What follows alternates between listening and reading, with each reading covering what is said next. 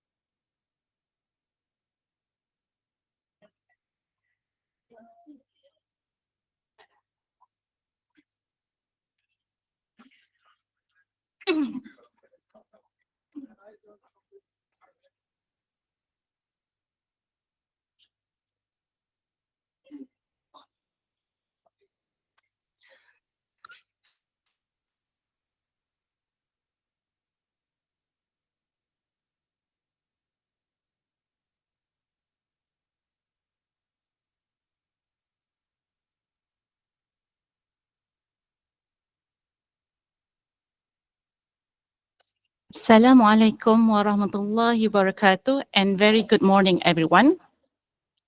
Before we begin, allow me to introduce myself. My name is Siti Amalina binti Encik Abdul Rahim.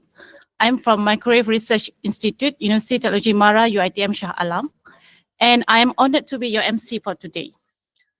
I would like to extend a warm welcome to all of you to the 2025 AP Technical Meeting, the first series of this year. Thank you for your participation and commitment to this technical meeting. Before we begin, I kindly remind everyone to set your mobile phones to silent mode, and for our online participants, please ensure your microphones are muted. To commence this session, let us begin with a doa recital.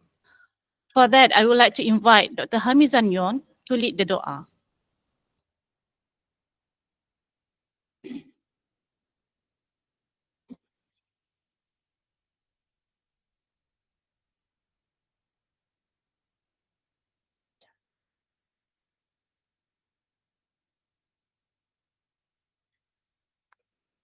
الفاتحة. أعوذ بالله من الشيطان الرجيم.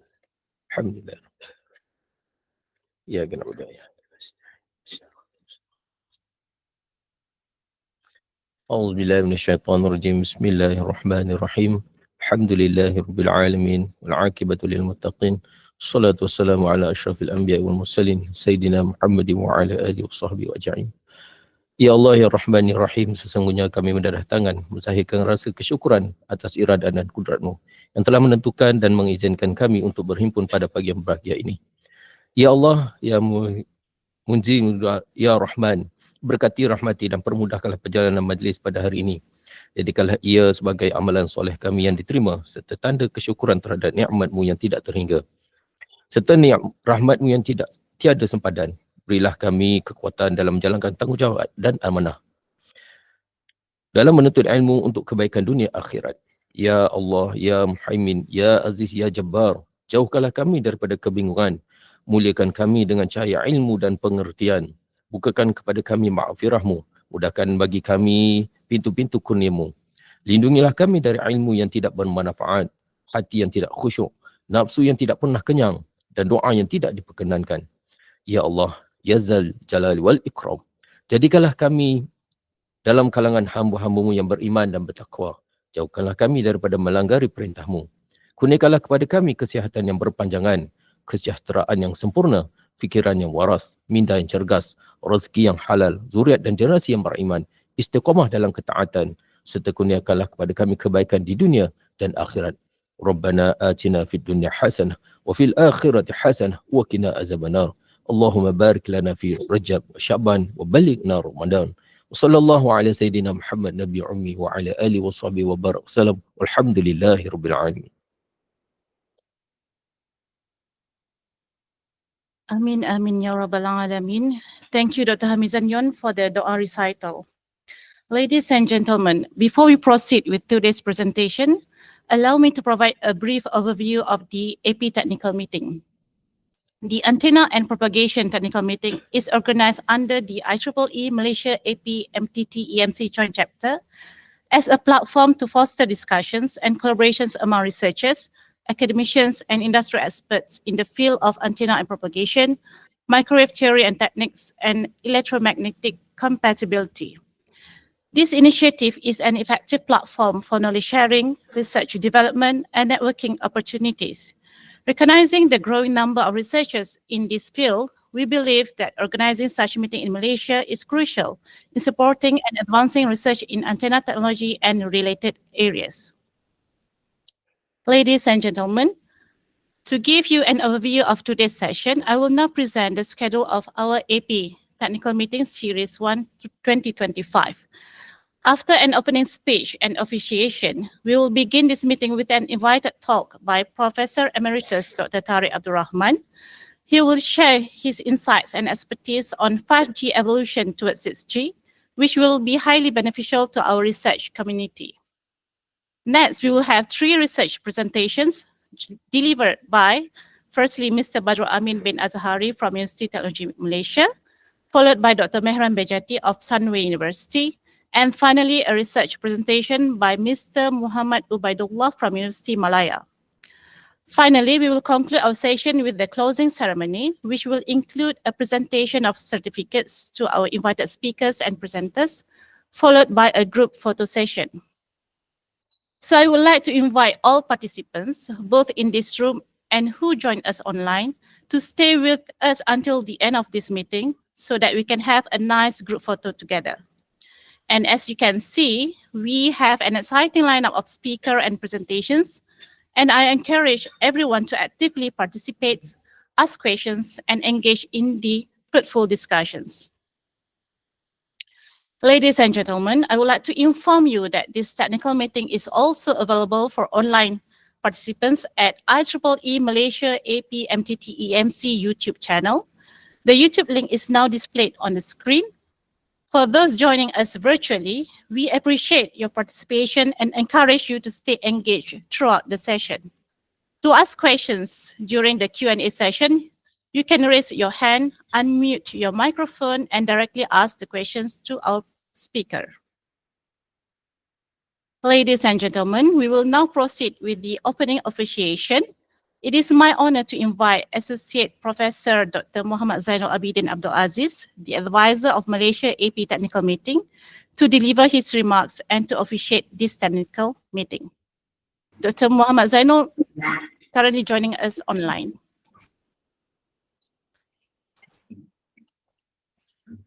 Assalamualaikum warahmatullahi wabarakatuh and good morning. Salam sejahtera to everyone. Thank you, chairpersons. So on behalf of IEEE Malaysia AP MTT EMC Joint Chapter, I would like to welcome everyone to join this event today, either physical or online. So as we know, as briefed by our chairperson just now, so this AP MTT AP technical meetings target for enrich on provide the knowledge, a platform of knowledge sharings between students, researchers, industries, academia, everybody that working in this related field. So on behalf of IEEE Malaysia MP MTT EMC Joint Chapter, I would like to welcome everyone again to this event and maybe join us in our chapter as graduate members or even members or senior members. So by doing so, you might have a good platform for contribute to the society in terms of providing some informations providing the volunteerism activities, actively join our conferences, seminars, and workshops that we conduct together. Or even you can also actively join us in as a committee for this chapter. And AP technical meeting is one of a unit that established under our chapter that led by Prof. Yamada, Dr. Kamila, and Dr. Izni, actively providing this platform for the students to share the informations, the research, so that you can get informations or comments or suggestions from the respective or you call it the expert from various of parties. And for your information, also APMTT also actively engaged with our researchers from the international level, such as from Japan and others country. So this is a very good platform for us to actively engage, enrich our research activities. So today I have been informed that we have a very prominent person, Prof. Tharek. He is one of the referrals person in this field. So we are very fortunate to have him over here today. And also we have another 3 research presentations that I think is very good for us to explore or enhance our knowledge in this area. So hopefully everybody can get something beneficial from this event today. So another one is that I would like to welcome everyone. So on in this year, September, we will conduct another conference that we call it RFM in Penang, inshallah, in Penang. So we would like to welcome everyone to come to join us as speakers, as even as a volunteerism if you have times. So this event will be a good platform for us to engage with a lot of members in Malaysia or even in from others country. So this last year we have this kind of event in Langkawi. So this year in Penang. So I would like to welcome everyone of you to join this conference later in Penang. So with that, I would think we will focus more on the technical sharing sessions. With that, with Bismillahirrahmanirrahim, I think that we can start with these events. Alhamdulillah. Assalamualaikum warahmatullahi wabarakatuh. Thank you everyone. Thank you very much, Associate Prof. Dr. Muhammad Zainal Abidin, for your inspiring speech and for officiating this meeting. We truly appreciate your words of encouragement and support for this AP technical meeting. Ladies and gentlemen, now I would like to invite Associate Professor Insinyur Dr. Kamilia, the Chair of AP technical meeting, to deliver the opening speech. Dr. Kamilia, the floor is yours.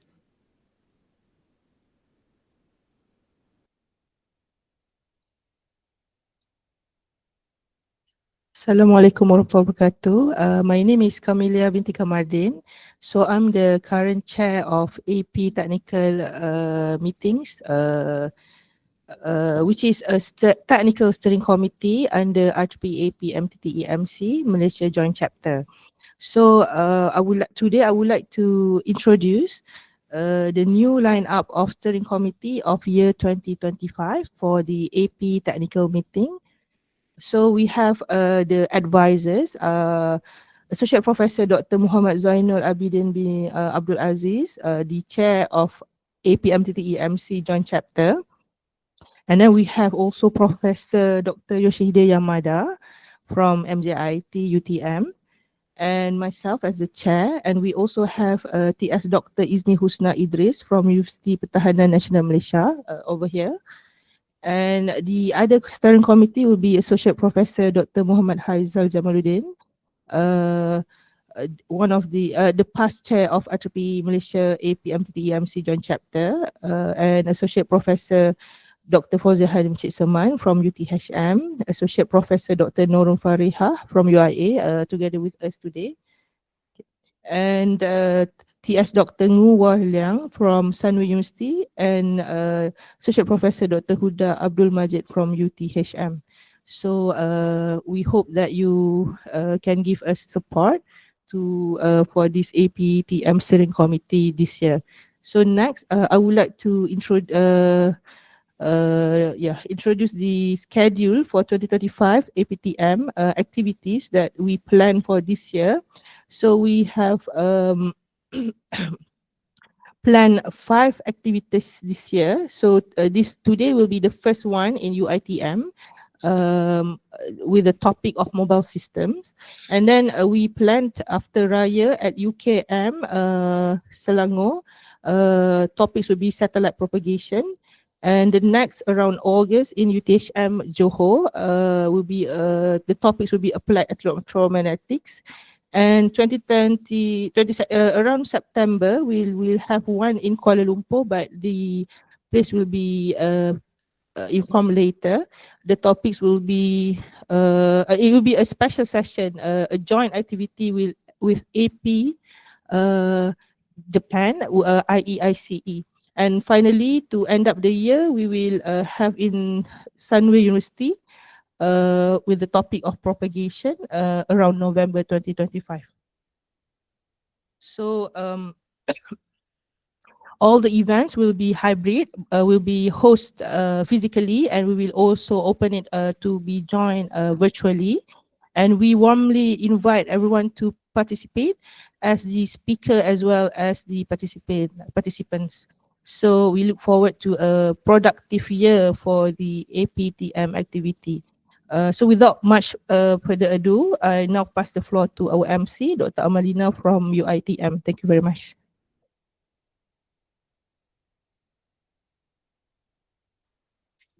Thank you very much, Dr. Camelia. Okay, ladies and gentlemen, we now move on to our invited speaker session. It is my pleasure to introduce Professor Emeritus Dr. Tharek Abdul Rahman, who is an MCMC academic advisor. He will be delivering a talk titled 5G Evolution Towards 6G.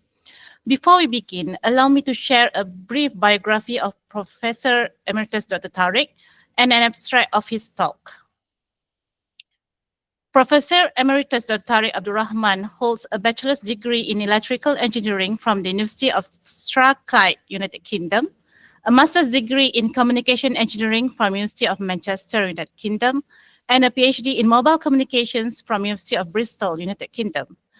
Professor Emeritus Dr. Tharek has published over 500 scientific papers and journals where his ideas won national and international recognition. He is an active member of several research academic entities and has been appointed as Fellow of the Academy Science Malaysia and MCMC Advisor. Professor Emeritus Dr. Tharek plays a key role in developing 5G Malaysia initiatives. In 1990s, he was involved in ITU task group related to the IMT 2000, which is 3G standardization. He connects the academia and the industry, forming effective collaboration and partnership. This includes the engagement with Japan's 5G Mobile Communication Promotion Forum and Korea's 5G Forum, which promotes knowledge transfer and collaboration in 5G research and development. So for today, Prof. Tharek will provide the understanding of the evolution of 5G technology, covering technological advancements, spectrum requirements, and architectural components of 5G. It will also include the development standards, key capabilities, 5G applications, and look ahead to the development of 6G technology. The talk also includes the recognition of the numerous opportunities offered by 5G and the role of advanced technologies in enabling social and economic development. Without further ado, please join me welcoming Prof. Emeritus Dr. Tharek Abdul Rahman. Prof, the floor is yours.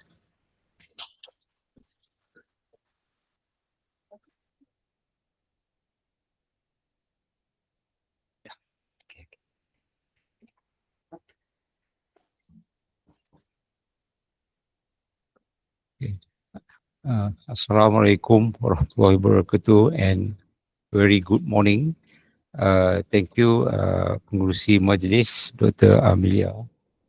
And also, I think with us also we have Professor Yamada from UTM and Associate Professor Dr. Zainal just now from UTM, Chair of IEEE APT, and also Dr. Camelia, okay, and Dr. Mehran, Dr. Izni, and also Dr. Nurhuda from UTM, and all the participants, and also all the participants face to face and also all the online. So basically, what I've been asked to present today is related to what we call as 5G technology. Okay, but what we want to know what about 5G technology and how 5G technology will evolve further towards 6G. I think this will be my next. Next, boleh ya, boleh pakai ni. Kita je lah.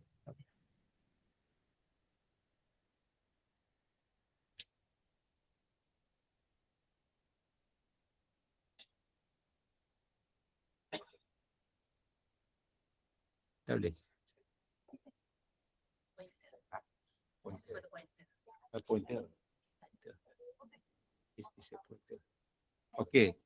Okay. This will be my content, the presentation outline. That first thing I'll be talking about the evolution of the mobile communication. So as you know, mobile communication evolved from before from 1G, 2G, 3G. Now we have 5G, and I think the next coming 2030 maybe it will be 6G. Before that, I will also explaining about what revolutionized mobile communication, which is a cellular concept. Second, it's very important before all the the technology that you want to do, especially on mobile or the wireless communication, you need to have a spectrum. So what are the spectrum required for the 5G? And also important also to know about the 5G network architecture. So it consists of, we have the radio access, we have the backhaul, we have the core network.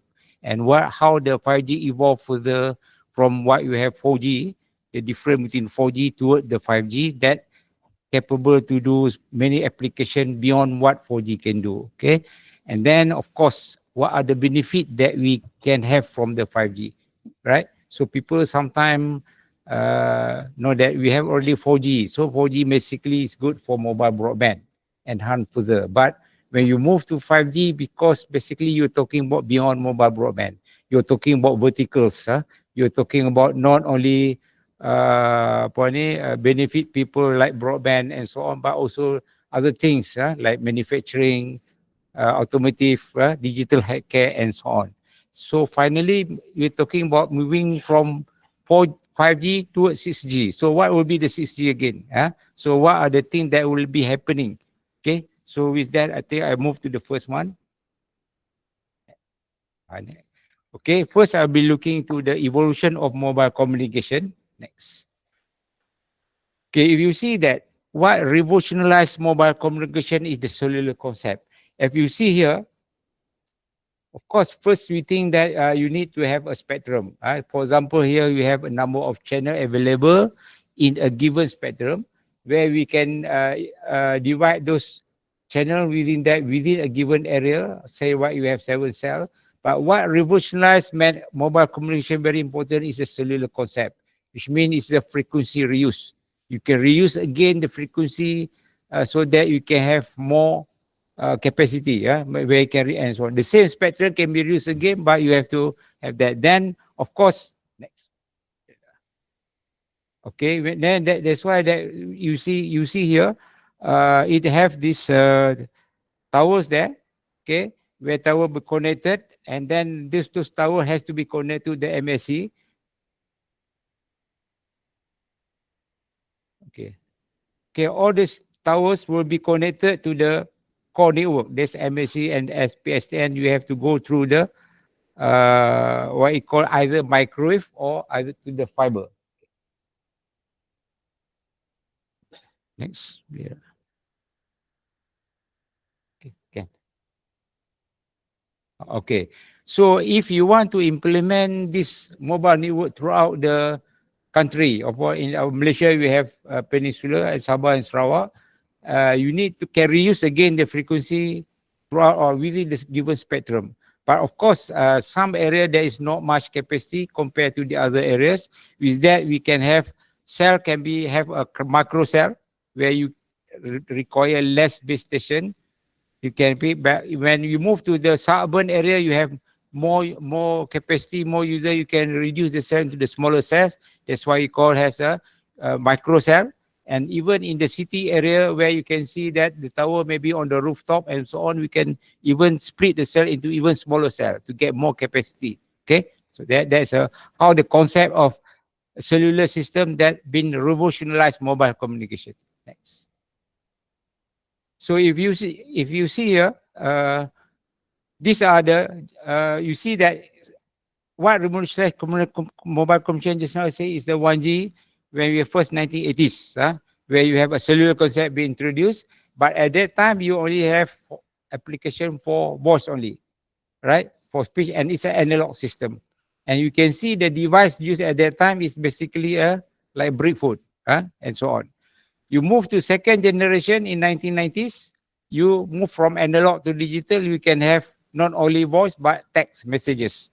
Okay, which have, because it's been they move further to 3G in year 2000, then we become talking about beyond voice, because talking about that's what at that time we have this what we call as a fundamental for mobile broadband.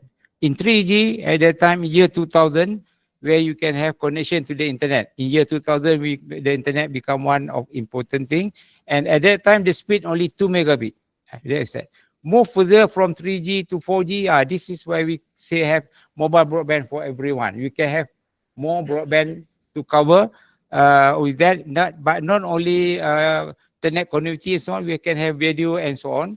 Then further moving to the 5G, you can see that is beyond device. You can see what the device can do to you nowadays.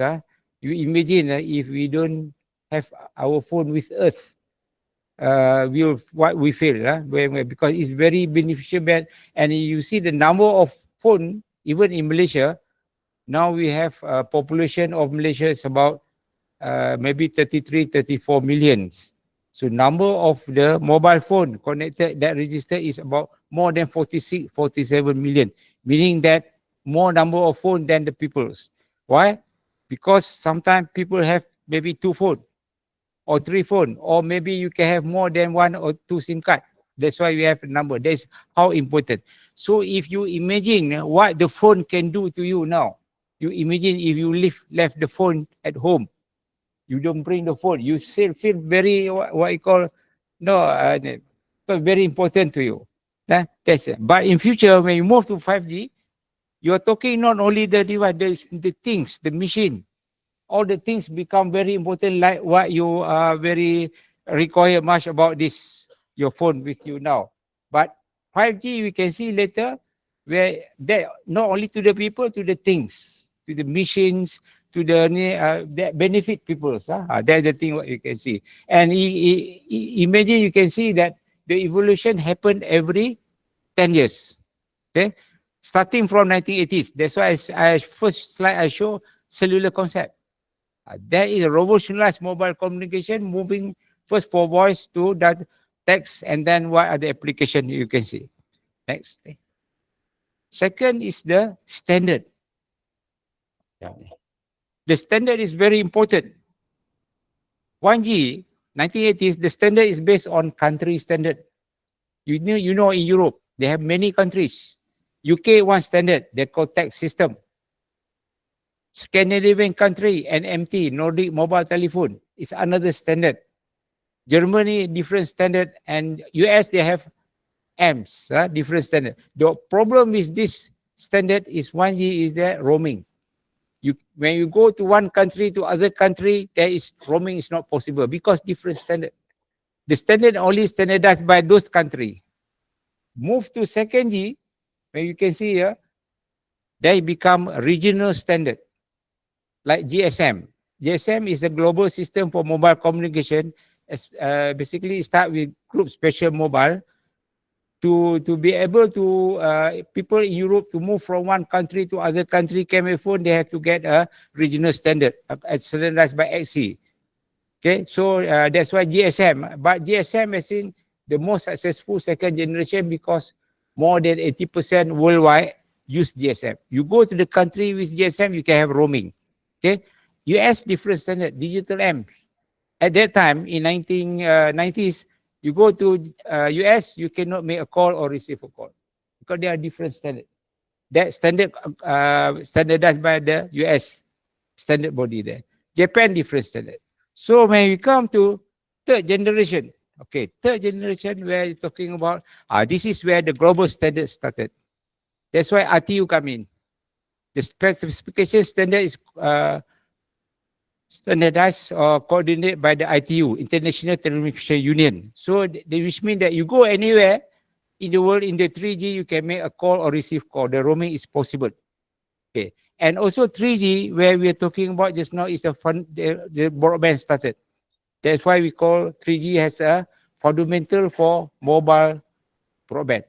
2 megabit only at that time, right? So move further from 3G, moving further to 4G. Then the increased project talking about enhance further what broadband have, which is mobile broadband for everyone. Okay, and then again the ITU that set the vision of the recovery. The vision set by ITU for 3G, it has to be at least 2 megabit with a global roaming. 4G, you need to have, ITU already set at that time in year 2010 that for 4G, you'll be able to receive the broadband is at least 1 gigabit if you are low mobility. If I am here, I am receiving the mobile from tower, I can get 1 gigabit. That is the technology that support, that is what vision that ITU set. You move in fast train, for example, in Japan, Prof Yamada, you have a fast train, speed train, high speed train, 350 kilometers per hour. Your connection to internet has to be 100 megabit. That is what ITU said. But to get that speed resources, you need to have a spectrum. The spectrum at least 100 megahertz. Without 100 megahertz, of course you can. Of course, if you have less than 100 megahertz, of course your speed will be less. So what happened in our country, we have 4G now. We have 6 telco, 2.6 gigahertz. Each telco only have 10 meg or 20 meg. So for sure, you cannot reach 1 gigabit. But the technology-wise, the standard there, when you have 100 megabit, you can have 1 gigabit at least. Okay, so that's the thing. Move further from there to 5G. This 5G, we're talking about the enhance further what the broadband have. But not only that, 5G can only also cater for other things. Not like I mentioned, not only for people, but for verticals coming. Okay, and we want to understand also today how it moved from 5G to 6G. That will happen in 2030. Remember, this thing happened every 10 years, starting with 1980s, 1G, 1990s is 2G, year 2000 is 3G, 2010 is 4G, 2020 is 5G already now, ongoing. We have already network now, before we have 1, but now we have 2 rollout of 5G. We already have 80% coverage by 1 DMB, for example, one of the, and then 2030, what will be coming is a 6G. But ITU now already set the vision requirement for 6G. Now standardization is going on. Okay, so next we will see here ITU. That is very, the coordinate. Starting from 3G, ITU coordinating that. And 3GPP is the organization where the members are all mostly from vendors from the most other country, where all the standard in ITU set the vision requirement, but 3GPP will be making the specification based on consensus. That's why we're talking about consensus. Everybody has to agree before ITU can endorse this has a global standard and so on. Okay.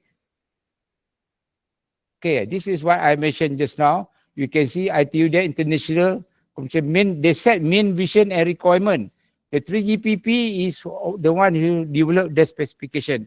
And all that's why you can see Maybe the base station come from one vendors. The device can be from other vendors because they can interoperate. They are all based on consensus where meet the what the vision set by the ITU.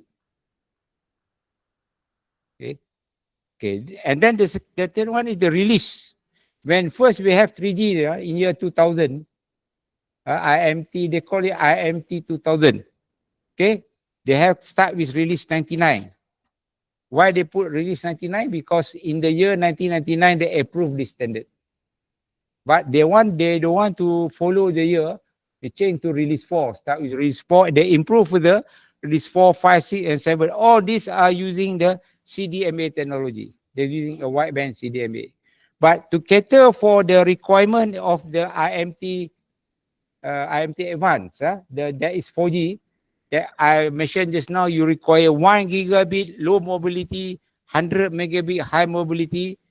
They have to change the technology from CDMA technology to OFDMA technology because OFDMA is more efficient to achieve that. With that, we think that's why we call that has LTE Advanced, which is release 10. So basically, release 10 in 3GPP is the 4G. Okay, one that can have 1 gigabit that I mentioned to you for low mobility and so on. Okay, so these are the two technologies. Now, even we move further to 5G, they are still using OFDMA, but they improve further to get more enhanced on that.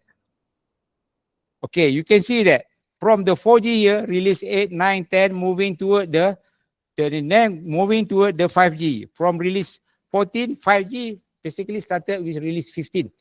15, 16, 17, 18. Now we are already at LTE 5G Advanced, which is release 18. Moving further to release 18, 19, 20, maybe release 21 will be 6G. This is how the standard work. Okay. These are the releases in 5G. You can see 5G started with release 15, moved to release 16, 17. Now this is what we call as first wave. Now we are here, release 18. Release 18 is a 5G Advanced. Moving toward release 20, maybe release 21 will be 6G. But now in ITU and Working Party 5G, they call it, they already set the vision and requirement, and this committee, all this 3GPP is working on that until they finalize by 2029, 2030. Once meet the ITU requirement, endorse, it become a standard, then 6G will be happening after that. Okay. Okay, you can see the scenario there that I mentioned to you. 4G can support 1 gigabit. Why can the technology wise can have 1 gigabit, but you need 100 megahertz of spectrum. But no problem with broadband. If you have 5, of course, OFDM are based on sub-carrier. You are the 5, 10, 15, 20, 30 up to, you can aggregate up to 100, you can get that. But even you have now, most of telco operator in Malaysia, we have only 10 to 20 each. We have 6 telco. That's why you cannot achieve that. But technology-wise, we can do that. But with 5G, with the same 100 megahertz, 5G can get about 10 gigabit. It just will be just like wireless fiber. You know, fiber unify going to your home can carry. If you have 5G in the area, at the moment in Malaysia, we already have 80% 5G coverage in populated area, COPA. Coverage in populated area, 80% by DMB, the first carrier. You know, in Malaysia, we now will have 2. DMB, and the next one, the U-Mobile, will be another second carrier, but they will be starting soon. But the DMB already have 80% coverage. With 80% coverage, with that, what you call enhanced mobile broadband, by what 4G have, just like fiber. You don't have to carry the fiber to the home, but if you have 5G there, you can live as if you can have a CPE, customer premises, to be connected to the coverage. You can, and then you have a Wi-Fi within the area. Okay. That is one thing. But not only that, you can see that what important here is a low latency. 4G is just like I'm talking to you now. The latency is about maybe 10 to 14 milliseconds, just like 4G. Okay, yeah, that is what your response. Okay, but 5G, 1 millisecond, 10 times more better than human. That's why we can do a autonomous car. You are driving the car, and when you drive the car, what happens? You brake, you corner, and this is your response. It's about 10 to 40 milliseconds, similar to 4G. But with 1 millisecond connected to network with 5G, you don't have to worry. Better than human response. It won't collide, and so on. That is the thing that low latency applicable. And other thing, of course, IoT, they call message. That's why ITU, they set the vision, this 3 pillars. One, they enhance mobile broadband from what 4G have. From 1 gigabit, if you have resources of 100 megahertz, if you move 4G, you move to 5G, you have 10 gigahertz. You enhance the mobile broadband.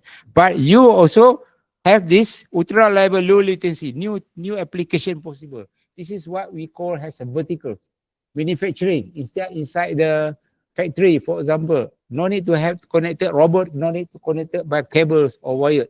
All through, if you have 5G, they're just like wire is connected to those, can move around and so on. Okay.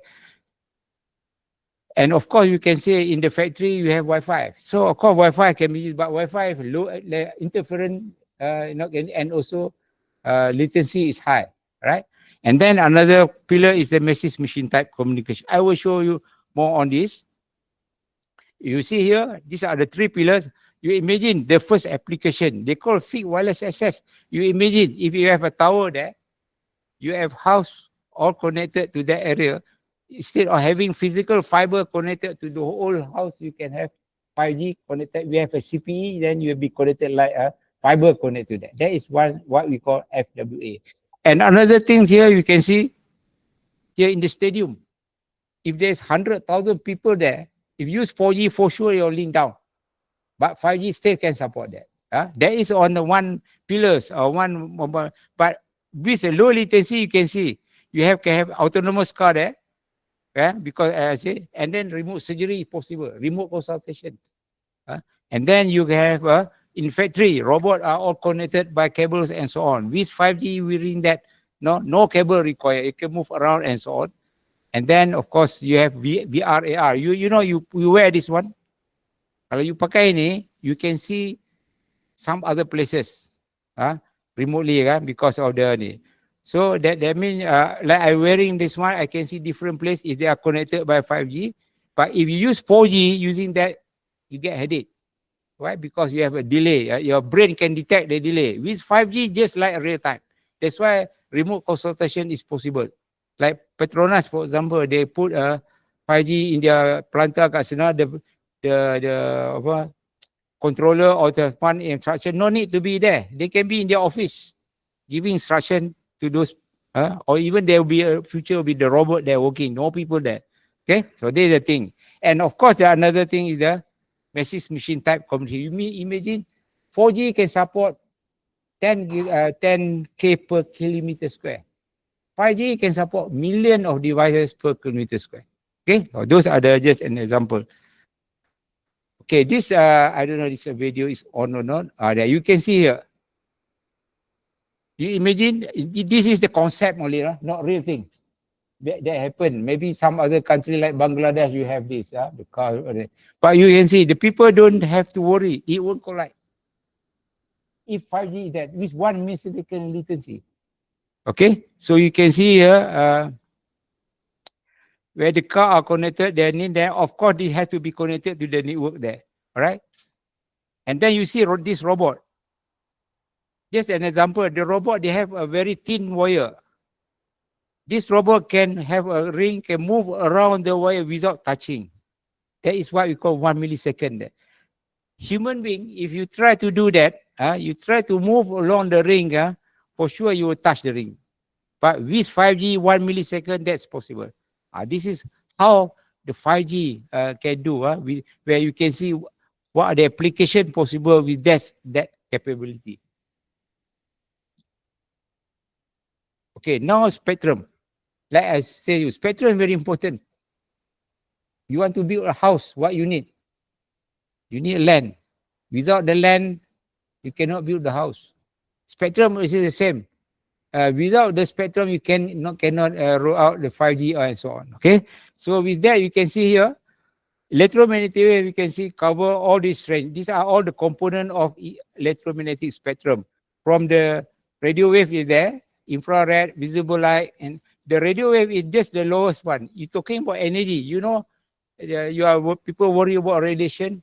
The tower, see the tower and so on. So the towers are all covering from this radio wave. We have 2G, 3G, 4G, and 5G there. Energy that you're receiving the tower. I am here. How many wave that I can receive? How many Wi-Fi you can receive here? How many signal from the telco towers? You have Celcom, Maxis, DG, U-Mobile, and so on. Those transmit different band. And you can open your phone, you can see that. Then because you cannot see, but they are all around. If you can see your phone, they have 3 bar, 2 bar, full bar, all indicating that there is a wave that you are receiving. But you cannot see. Okay? I don't know if you can see what happened around you. But what we can see only is this visible light. The only your eyes can respond is the visible light. What you can hear is the sound. The audio. Your ear can respond about 3.4 kilohertz and so on. Visible light, as you can see here. And this visible light, just like sunlight, you know, energy level 1,000 times more than radio frequency. So why you worry?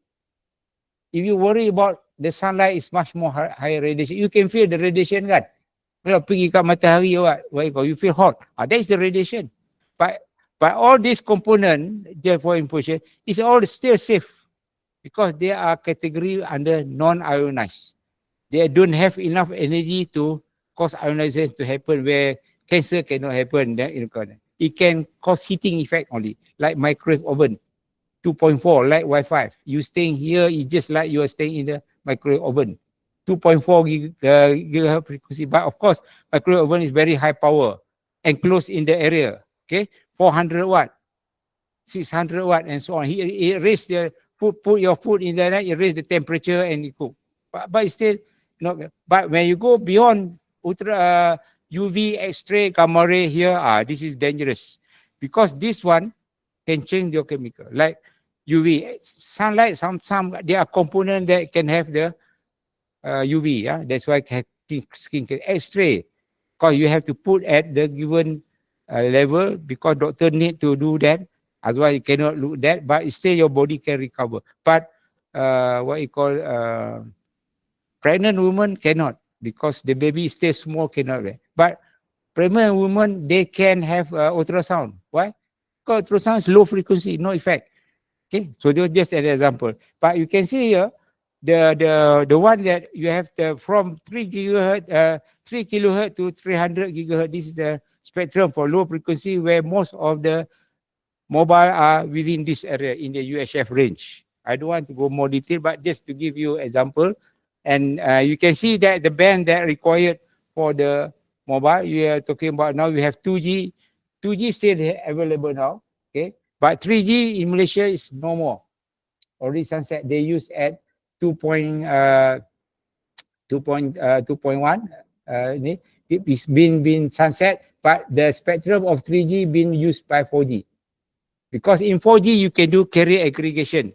The 4G at the moment you have this band 2.6, 800 and so on. You can aggregate it further.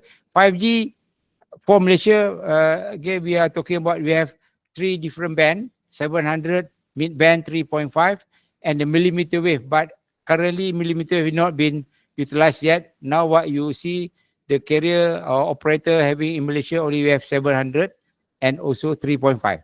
Okay. Okay, when you're talking about what you call coverage, where you have lower band, for example, 900, the same tower, the same height can cover twice number of area compared to the higher band. That's why for the higher frequency, you need to have more towers compared to the lower frequency. Okay, again, another thing is the penetration into building in terms of the spectrum. You're talking about 700 lower band, it can penetrate better inside the building compared to the higher band, right? That's why 700, for example, is good if you are I am here, 700, I have full bar, maybe 3.5, that usually will be less number of bar. The higher frequency you go, the less will be the penetration can go into the building and so on. Okay. Okay, I think for Malaysia, as I mentioned just now, there are two carriers or two telcos that will be operating 5G. First is the, what you call as the DMB. Yeah? They have, because in Malaysia, the band for 5G only have 200 meg, 3.4 to 3.6. Like I mentioned to you, implementation of 5G, you really need contiguous of 100 meg. No point giving 20 meg or 30 meg to each telco operator. You cannot roll out the 5G need to have contiguous. That's why we currently we only have two operators now, because each operator will have 100 meg. Now we have DMB, and other new operator will be U Mobile, will have another 100 meg. So at the moment, only two is capable, okay, to do that. So you can see here. But millimeter wave, of course, 26, 28, we have more spectrum there. So at the moment, that spectrum not been open yet for the any telco to use. Now, currently, we only have 700 to give the coverage, and also 3.4 to 3.6. We have two telco there to provide the services for the 5G. Okay.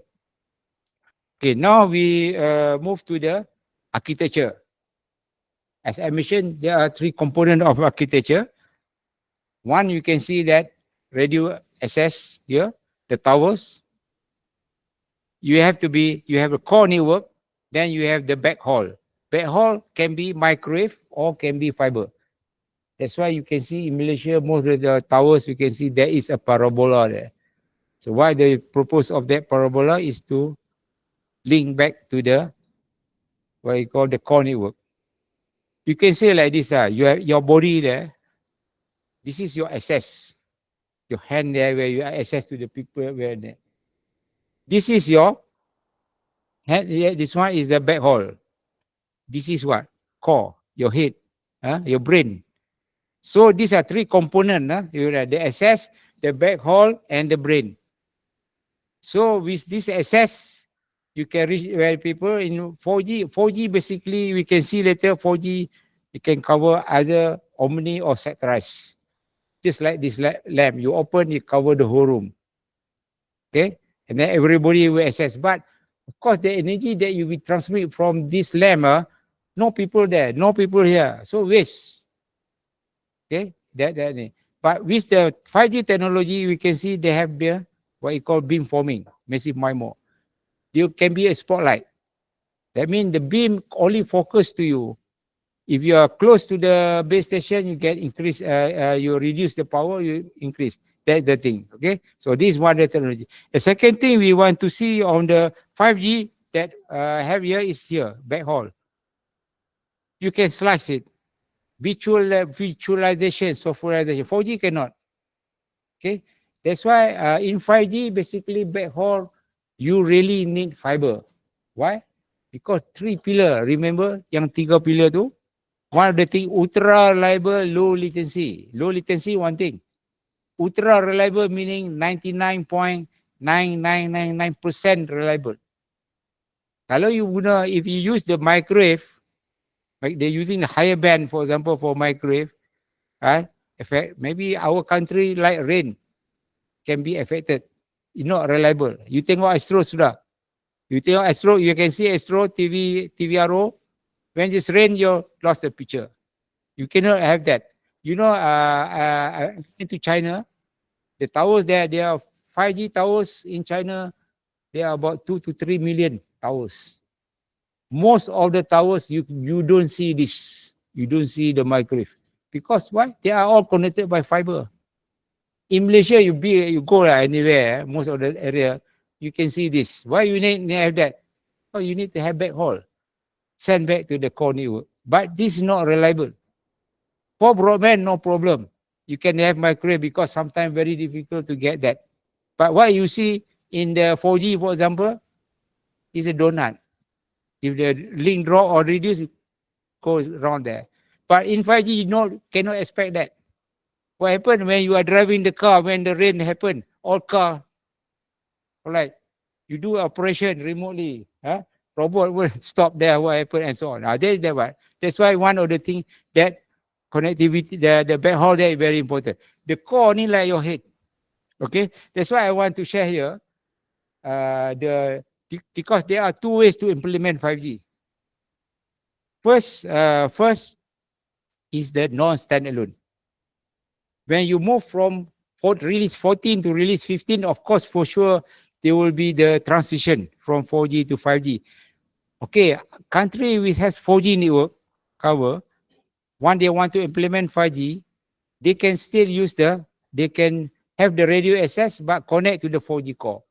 When you have this, meaning that your 5G is connected to the 4G core. You have 5G there, you have the backhaul, but your brain is still 4G. That is the non-standalone. This is what you have now in Malaysia. The MB, the 80% coverage that you have now all are non-standalone because they don't have 5G yet. If you want to implement yang vertical study, kan autonomous car, the vertical tu, you need to have 5G core. But enhanced mobile broadband, no problem. You can do that. Okay, that is so country we have 4G. When they move to 5G, the same telco, what they need to do just to add on the radio access, but connect to their existing 4G core. You can get enhanced mobile broadband. Okay, but if you want to have the vertical there, you need to have like this. You need to have 5G brain, right? Only can implement the what you call critical mission like ultra reliable, low latency, or you need to have that. Okay, so now that's why the second carrier, when they are rolled out, they insist, the government insists them to do a state to the standalone. They are implementing 5G Advanced where you can have verticals to be connected. And of course, the current telco, they are slowly moving toward that direction. Okay, because vertical is important. That's what's a 5G application required. Okay, the verticals there. Because you fail to implement vertical, you fail 5G. That's the thing. That's why I will show you more on that. This is what I was talking just now. This is backhaul. This is your radio access, and this is your core network. It can slash visualization. If I have coverage, if I have 5G coverage there, then you can slash dedicated one slash visualization happen. For example, you want to have autonomous car. Because autonomous car, you don't want to have the capacity being affected. You can dedicate it that. Okay, and you can change anytime. So this you can see can have phone slide or other things. And second thing is that the beam forming that I mentioned to you, the light coming, instead of you cover the whole room, every beam going to each of you, it will make problem. So you save energy. Yeah, no point. You can see like this. If you see here, it can move around. You move away, you increase so that you can maintain the quality, the signal to noise ratio at that point. All right, this is what the two capability that 5G have. Right, one is the slicing. 4G cannot do that. One is another thing is the beam forming on the antenna side. Okay, of course you need a 5G core for the verticals just now. Like their tower there. This is, you can slice of the one for smart, slice 1, slice 2, one for vehicle, one for machine to machine, and so on. These are the things that possible. Slice for EMBB, slice for ultra reliable, low latency, and slice for massive machine type communication within the same physical structure, same fiber or same organ for microwave. We can do that. Okay. Visualization rely on the 100% managed by operator or third party. Okay, you can set the requirement for bandwidth, latency, and so on. You can see 4G like this. One small bicycle, whether adult or small children can, but it's not convenient, right? 5G is adapt to the requirement, right? That is what the slide is there. Okay. So this is just an example. This is the beam forming I mentioned. It's called smart antenna. 4G like this. Like lamp, yeah, just now. You cover the whole room. But there's nobody there. waste of energy there. 5G, you can see that it can have this possible with the beamforming, massive MIMO. They have 6040, 64R, and so on. It's possible here. You see, the different beam have different user to that. This is possible. These are two things possible that 4G cannot do. One is the beamforming, and the another thing slicing. We can have different application for that. Like this one, you can see the massive MIMO. We have even the same cell. Just now I show you at the beginning the frequency reuse. You only can reuse the same frequency, but in the distant away to avoid interference, right? But within 5G, you can use the same band within the same cell, right? Because different bin, and the bin can be changed according to the requirement and also the interference level. Okay, so just to show the benefit of that. And this one is the what I call, this is the antenna. You can see the message, the antenna. They can have 6040, 64R element. The more element you have, the narrower will be the bin. You imagine your TV antenna, Yagi, when you put your Yagi last time, you know the TV station in that direction, you are here. The more element you have, the narrower the bin, the higher will be the gain. You move again, then you don't get any signal. Now, you can also use dipole or monopole. But monopole, omni. But the gain will be very low. But that's why in here, they have this element where you can focus the energy toward that direction. Okay, this is the example. You can see here, you can move around. Even when you move away from the base station, your signal increase. You maintain the quality. Okay, so you get even at the cell edge. That's why implementation of 5G, we're talking about 100 megabit in worst case scenario. 4G can support only 1 megabit only. 5G, 100 megabit, even worst case scenario. If you have 80% coverage, and you have 5G, at least you can have 100 megabit. That is the requirement there. And here is the, I don't know, you can run this. Okay, you need to discard this an example. Done the trial back in 2019, I think, the by Ericsson and also SK Telecom with one of the vehicle. This is the base station of the 5G. And there's an element inside there. Okay. They are beamforming. You can see that the beam is following. This is what beamforming as beam steering. This is what 5G can do. Okay. That's just an example. Just to show that, so in general, you can see that what is the different 4G and 5G. 4G edge throughput, meaning that the worst case scenario, maybe you get 1 gigabit, 1 megabit. 5G, 100 megabit. Okay, that's why I say 80% coverage of the populated area. You at least 100 megabit you can have that. Okay. Second, you can see efficiency. The efficiency of 4G is 5G is 3 times more than 4G. Even they are using the same OFDMA technology, but they improve further. You can see that the spectrum is like this. I mentioned, just explained to you. When you have 1G before, you have piece of, you need, when you want to have a rollout, you need a land. Land just like spectrum. You have piece of land. In 1G, you can build only one house, one story. 2G 3 times more efficient than 1G because 2G using TDMA, 1G is analog using FDMA. You can build 3 story of house. Mana 3 orang boleh duduk. That same land. Move to 3G, 3G 3 times more efficient than 2G. You can build 9 story. Same land and 9 story. More people can have that. Move to 4G, 4G 3 times more efficient than 3G. Then you can have 27 story. You imagine building there. How many? They only the same land, but how many story you get? 27. More people can, more efficient. 5G 3 times more efficient. You can see here, like with 81 story. You imagine the same land. 1G can have only 1 story. 5G can have 81 story. That is how the capacity, how they evolve that. Mobility, I mentioned to you, 4G support 350 kilometer per hour. Okay, 5G can support up to 500. Latency, I already explained just now. 4G 10 milliseconds. That's why we can what I'm talking to you like a latency of 10 to 40 millisecond.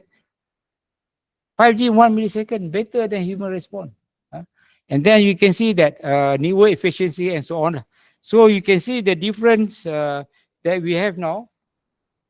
Here, one is the faster data rate with 1 gigabit. Remember, 1 gigabit, you need to have 100 megahertz of spectrum.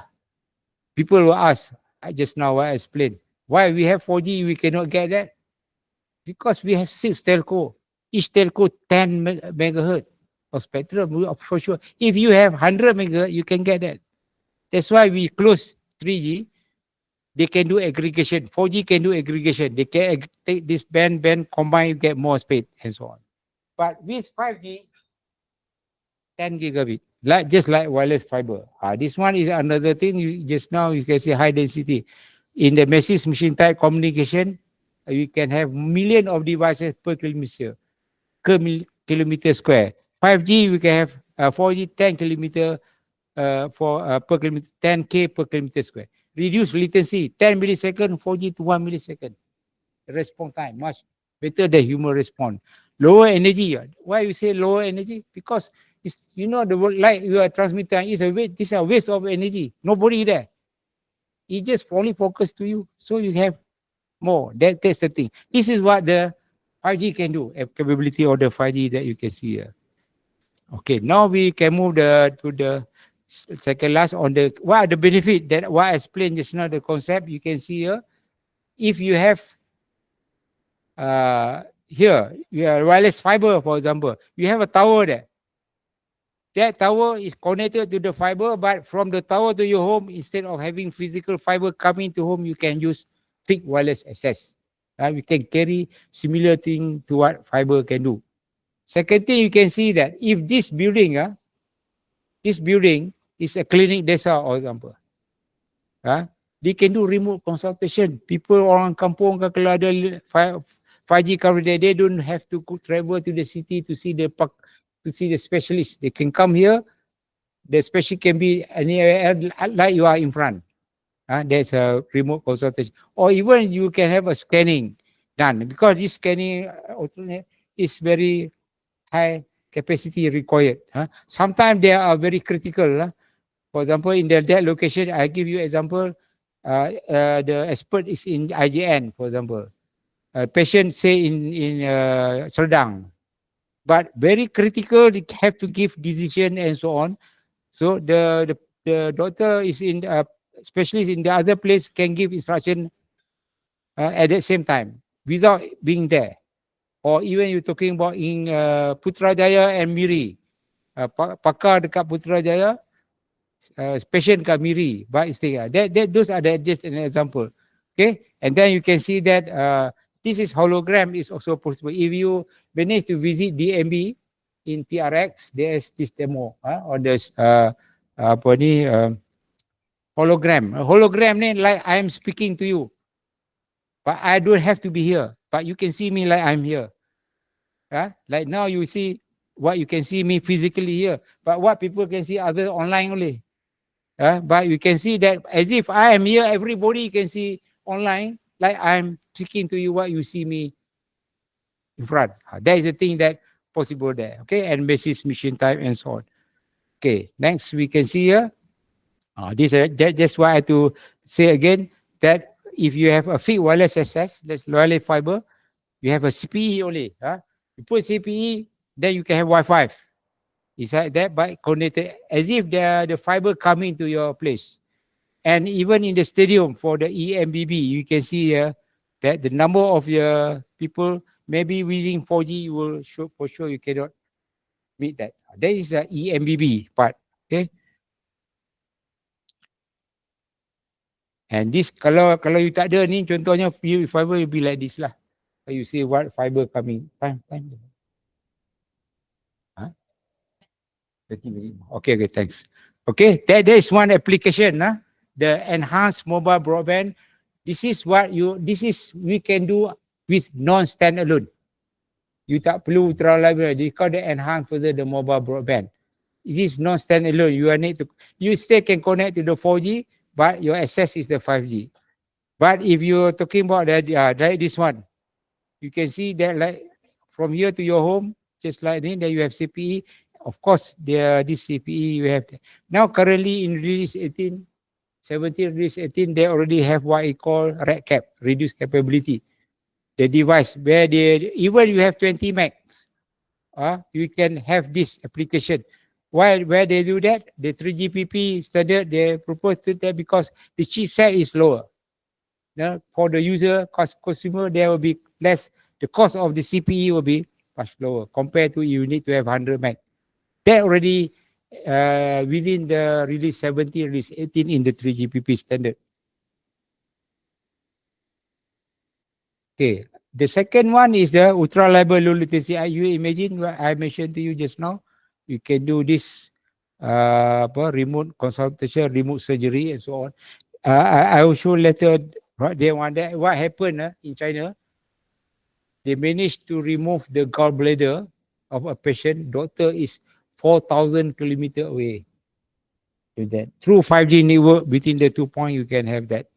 Okay. And this is for example, this thing already happened here in Malaysia. Why they're doing what you call laparoscopy? For example, when you do operation, instead of you open heart surgery, doing that, they just tebuk lubang ini, the robot is doing, doctor looking into that, controlling the joystick of the robot inside that. But they are connected by cable. Why they connected by cable? Because they need to have ultra reliable low latency. Cable no let it give you that. You need to have ultra reliable low latency application. Okay, but if you have 5G there, doctor is somewhere else. For example, patient in Miri, doctor in Putrajaya, just like doctor next door. They can do the similar thing. Sometimes very critical. Kalau you talk about operation, but you need to do that. No specialist there. That is the one application that is on the medical. Okay, you can see here. Di cable ni, doktor duduk boleh sebelah di sini. Patient duduk di situ. They are connected by cable. So this cable, if you have 5G, 5G can replace that cable. You can be anywhere as long as 5G coverage there. This is on the medical healthcare side. Okay.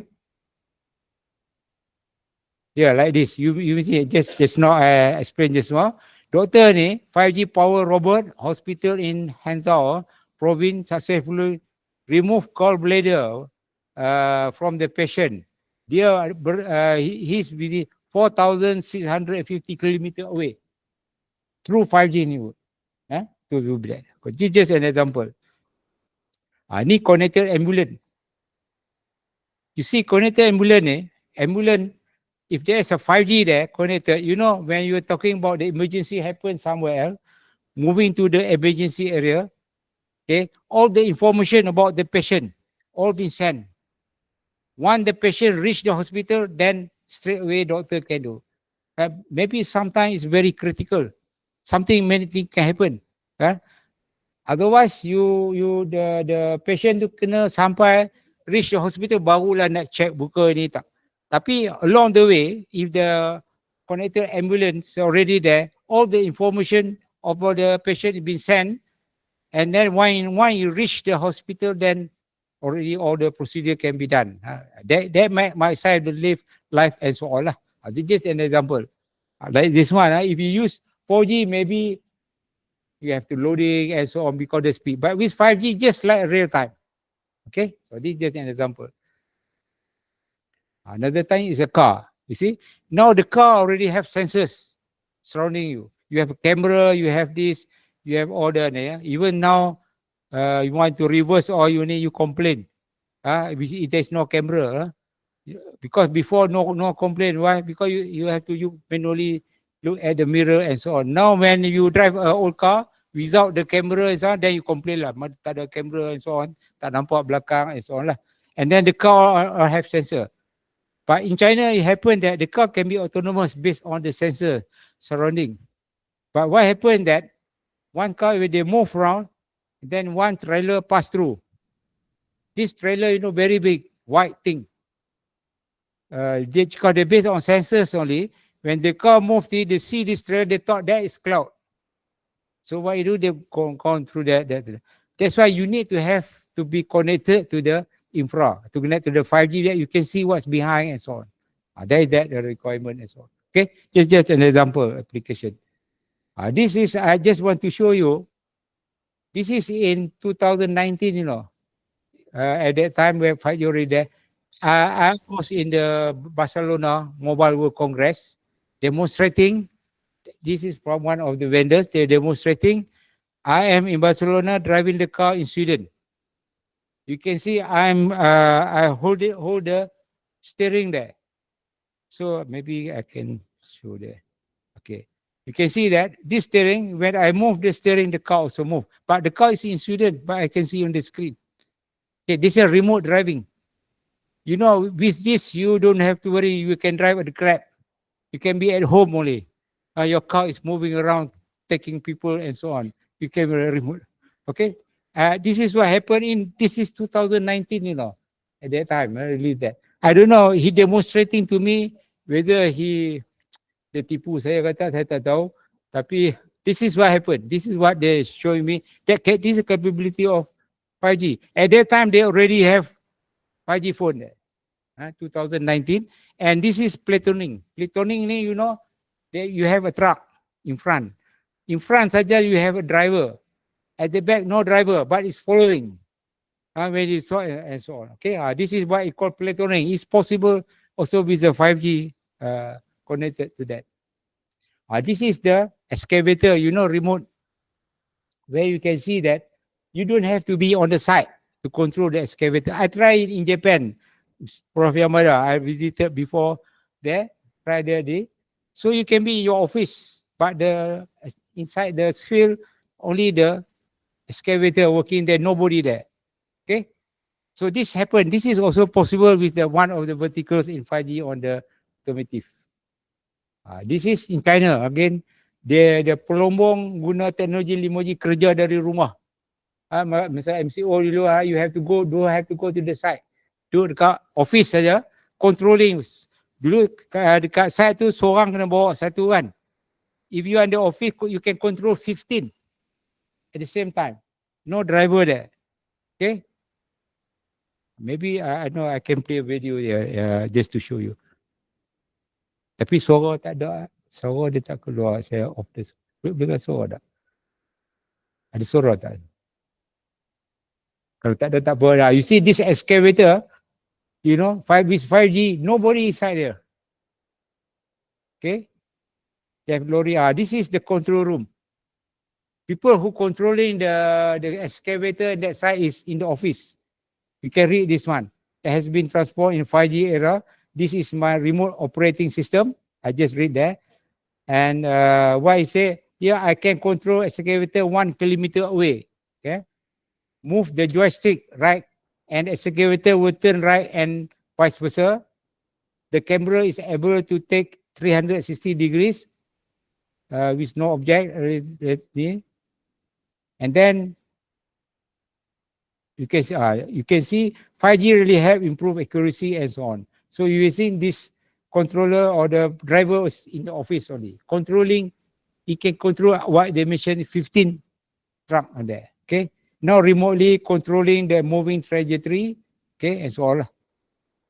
You can see all of this lorry there on the side, no driver there.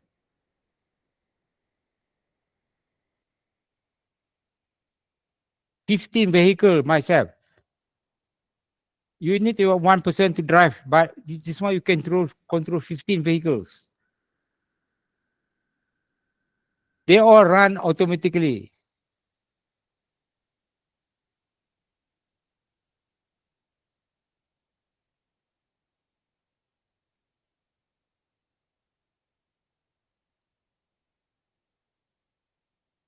Of course, they can pre-plan on the path and so on.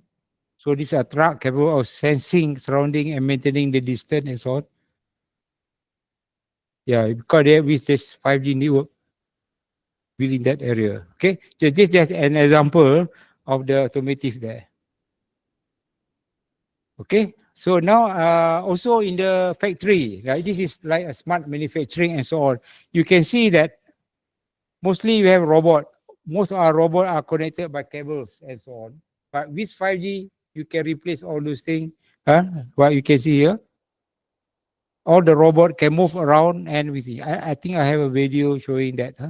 So inside, can be one of the private 5G application because private 5G can be worked within the public or separate privately. Okay, kalau within the public, they can use the existing telco. They can use slicing that we mentioned just now. The telco, you can slice it dedicated to that application, or private network, that means separate spectrum. Okay, dedicated for this. Let's just like this area you use by this one factory, the same frequency can be used by another factory in different area and so on. Okay, that's why you can see here, just to show you the. So this is just an example of video showing how 5G can be connected. Even you don't, it can be a dark factory because all are run automatically. No need people to have that. Even you can see that introducing like a camera or AI where instead of you can have to monitor each device or speed and so on, they are all can be replaced by this.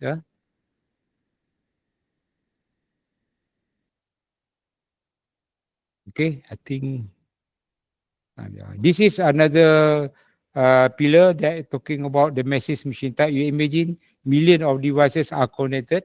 Okay, I think I will move like this one. For example, in the city, you imagine if most other things are all connected, and you can see that in the home and so on. So that's why I'm talking about here from 10K per kilometer square, it can support up to million of devices per kilometer square. So these are the three pillars that we have there. Okay, and then you can see here satellite. I think you know that in release 17 there is already have non-terrestrial network, NTN. Your phone can communicate with the satellite for the voice and so on. Okay, that is part of the standard already in release 17, release 18 in the 3GPP. Okay, I think I don't need to elaborate more on that, but just to show you, this is an example. The phone, even the phone that you have now, no, you have an antenna that can pull out, but you can do a voice call connected. Maybe some area there is no coverage of the base station surrounding you, but you can still communicate through the satellite.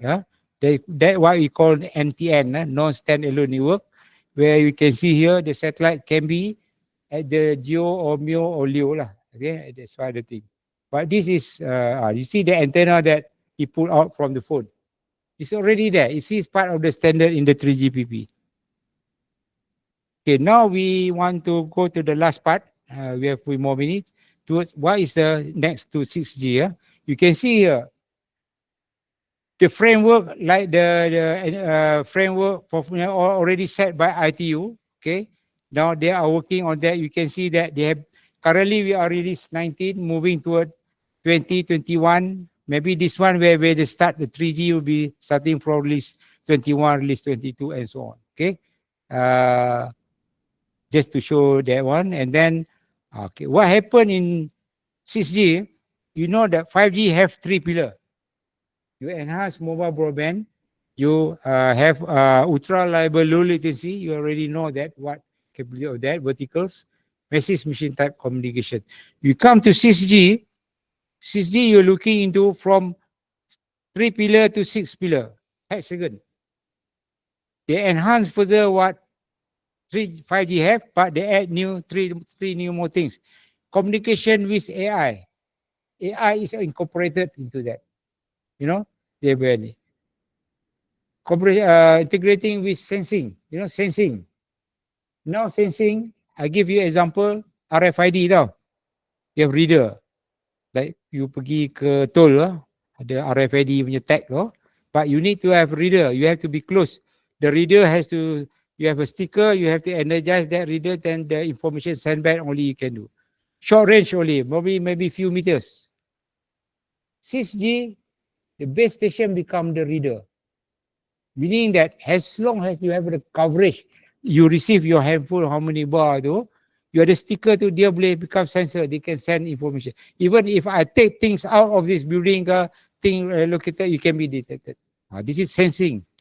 This is one thing they will be incorporating.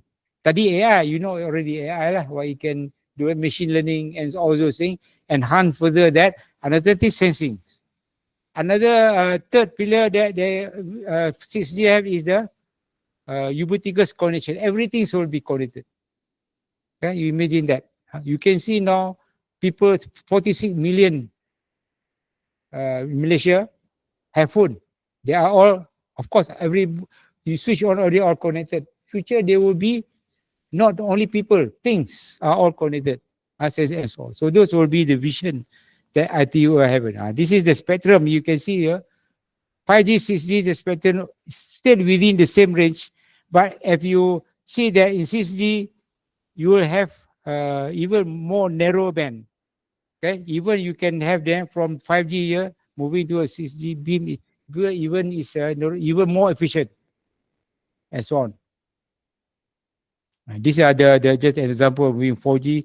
4G you require 20 meg. Even 5, 10, 15, 20 can work on 4G. Because just a broadband. 5G you need to have 100 megahertz. Don't have 100 megahertz, you cannot play. That's why in Malaysia we can only have 2 carrier at the moment, because we only have spectrum 3.4 to 3.6. 3.6 to 3.7, they are the guard band to protect the satellite. Some country like Japan, they have 500 megahertz. That's why they can have 4 telco there for 5G. All right, but you really need 100 megahertz of that spectrum that I mentioned to you. But 6G, maybe you need more spectrum, 200, 400, to be capable to implement that area. Okay, so in summary, I think what we have gone through, just to understand what revolutionized mobile communication is cellular concept. That's why we can have 1G. 1G, but at the time only for voice, mobility in voice. Move from 1G to 2G, not only voice, you have text. Move from 3G to 4G, 2G to 3G, then you have broadband. That's why it's called 3G as mobile, fundamental for mobile broadband, 2 megabit. Okay, and then the second thing about 3G ni, the global standard. Pada 1G is a regional standard. Country to different country, different standard. 2G regional, like GSM, European saja. Come to 3G, global. Global ni advantage there is that there will be mass production, price going down. The device all are moving down because okay. 4G they call a mobile broadband for everyone. That was 4G ni boleh cukup the mobile broadband to cater you. Now in Malaysia, we already have 96.9% coverage of the mobile broadband of 4G. What we want to have 100%. But another 3% cannot be covered because some remote area, you know, in cellular you need what? The most important is here, backhaul. If you want to put the remote area with the microwave or fiber, very costly.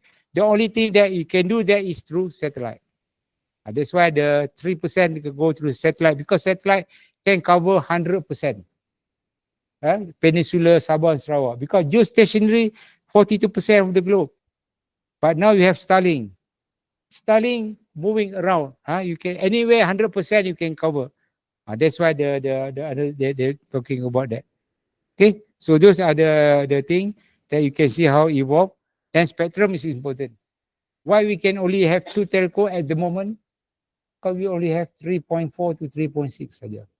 Only, because 5G you need to have 100 block. There's no point having 20. Okay, and then the architecture you understand just now. You have standalone, non-standalone, and standalone. To implement verticals, you need a standalone. You need 5G core, right? People say that if you fail to implement verticals, you fail 5G. That's why now we can see even in Malaysia to have this vertical, that benefit. At the moment, tak ada lagi. You're talking about just broadband. So broadband, so what? Orang kata ni 4G, 5G, so what? 5G. But you don't understand. 5G more important. You are traveling from here to Penang, for example. 1G, like you naik bicycle. You can reach also Penang, tapi take long time, very near. 2G naik motorbike.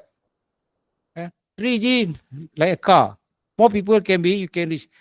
5G like aeroplane. That's the thing. Different. But you can reach there also. But you can reach different That's the thing that how the requirement and so on. Okay, that's the benefit you can see just now. To the human being. Imagine the digital healthcare. You can save life and so on. Then finally, we're talking about 6G coming. Remember, this thing happen every 10 years. Next coming 6G will be 2030. Kita 5G pun still tak, ni dah 5 tahun lagi. Another 5 years. But still non-standalone. That's why second carrier we insist to get this standalone implemented to benefit what are the smart manufacturing. You imagine kita tak perlu bangla lagi banyak to working all that. You have all this automated and so on. Those are the examples. So I think with that, I think basically that end my presentation today. So thank you very much for your attention. Okay. So ada question. I pass back to the or we open for question. Yeah. So kita buka soalan jika ada dari juga online pun ada kan. And also the participant here.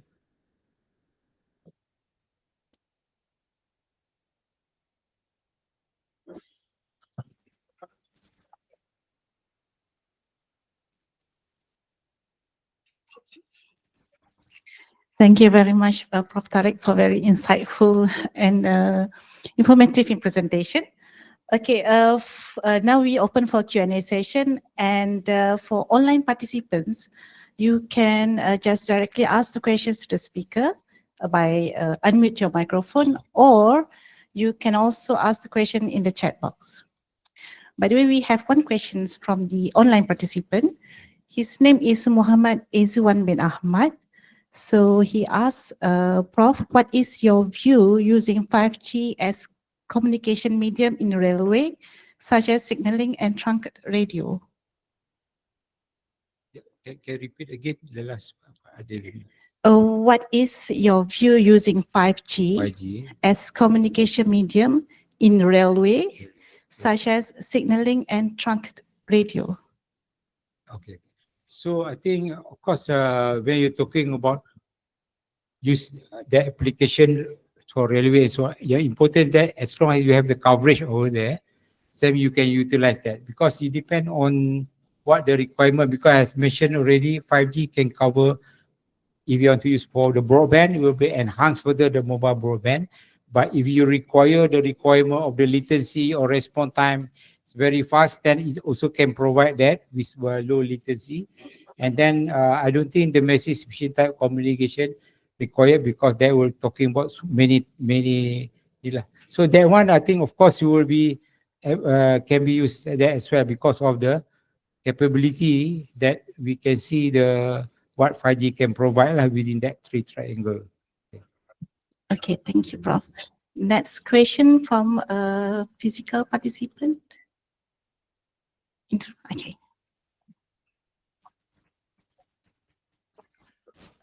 Thank you very much. Very interesting presentation. So I'm antenna engineer. So I would like to ask the base station and base station function at 700 megahertz and 3.5 gigahertz and 28. 28 is beam steering. How? So the another frequency, 3.5 and 700 megahertz base station function is same. Okay. All right. Okay. Thank you, Prof. Yamada, for the question. Okay. As you know, currently 5G spectrum main is like Prof. Yamada mentioned, 700 is the lower band, 3.5 is the mid band, and millimeter wave is 26, 28 gigahertz is the higher band. Basically, 700, the application that 700 in 5G that you can see now is just basically for the coverage only. Okay, to provide the coverage. As you know, if you're comparing 3.5 and 700, 700 can provide. So it can provide the coverage with less base station, but still, I mean, not capacity, but in terms of coverage and also some requirement of the 5G that like low latency is applicable and machine type communication. So the smart antenna or beamforming at the 700 is not applicable. It cannot be implemented because antenna size is big. Yeah, you know, at lower frequency we need but 3.5, yes, 3.5 is the most important band currently because 3.5 you know ecosystem already there. Most of the vendors, most of the is already there. The 3.5 we can both implement MIMO, MIMO. They even in the 3.5 they can have massive MIMO, which means 34, 60, 40, 64R is element to do that. It's possible within that range, and then they have beam, even beamforming can be applied there. Of course, when we move to the higher band in millimeter wave, 26, 28, out there, of course, the antenna size is even smaller. You can put more element. Even the only thing you have more element, meaning that your beam will be more narrower and so on. Okay, so those are the things. But the only problem is that the millimeter at the moment is the coverage, because as you go higher, coverage can come smaller. But if you can implement more element within that, we can focus the beam into the lower beam, and you can extend further from that part. So these are the three main band in the 5G. But when you move further to 6G in future, maybe you are talking about 6G as mentioned, the most important band also is within below 10 gigahertz. That's why they are looking in 6G a range of 6 gigahertz, 7 gigahertz band. And then also in the KU band, part of KU band, 12, 13, and 14. And even in the millimeter wave. Even in 6G, you can see that there will be more. But 6G also considering to use the terahertz, the terahertz band as well. Okay, so I think the advantage of higher band, antenna size is smaller. That's why I think important for the research to be done is to see how we can see the higher band, or how to have more antenna. The beam forming is one. Another is beam steering. Because the technology beam steering, because you have a signal processing behind that, you can steer the beam. Meaning that's why you can see the capability of beam forming though. You know, according to the Shannon law, you can have capacity three things. One, you have more antenna, meaning that second, more bandwidth. More bandwidth, you have more capacity you will get. The third thing is the signal to noise ratio. That's why if you have currently you can see that the current system like 3G, 4G, the base station is only cannot be your mobile. Basically, your mobile have the power control. If I am close to the base station, I will transmit less power. Got to be it. When I move away from base station, my power to the base station is higher. That's why I think, just to share with you, some people worry about base station. When they see the tower, they say, because it happened one place, the person staying there, and then near his house or his resident there, he moving out there, the telco put a tower over there. So when he move in and out every day, you see the tower, he get headache. So he complained. And then when he complained, then they check with it, the tower not yet on, he already have headache, cannot sleep at the night. But because he doesn't, actually, he don't worry about this phone. Actually, when you make a phone, you are transmitting higher power than what you are receiving from the base station.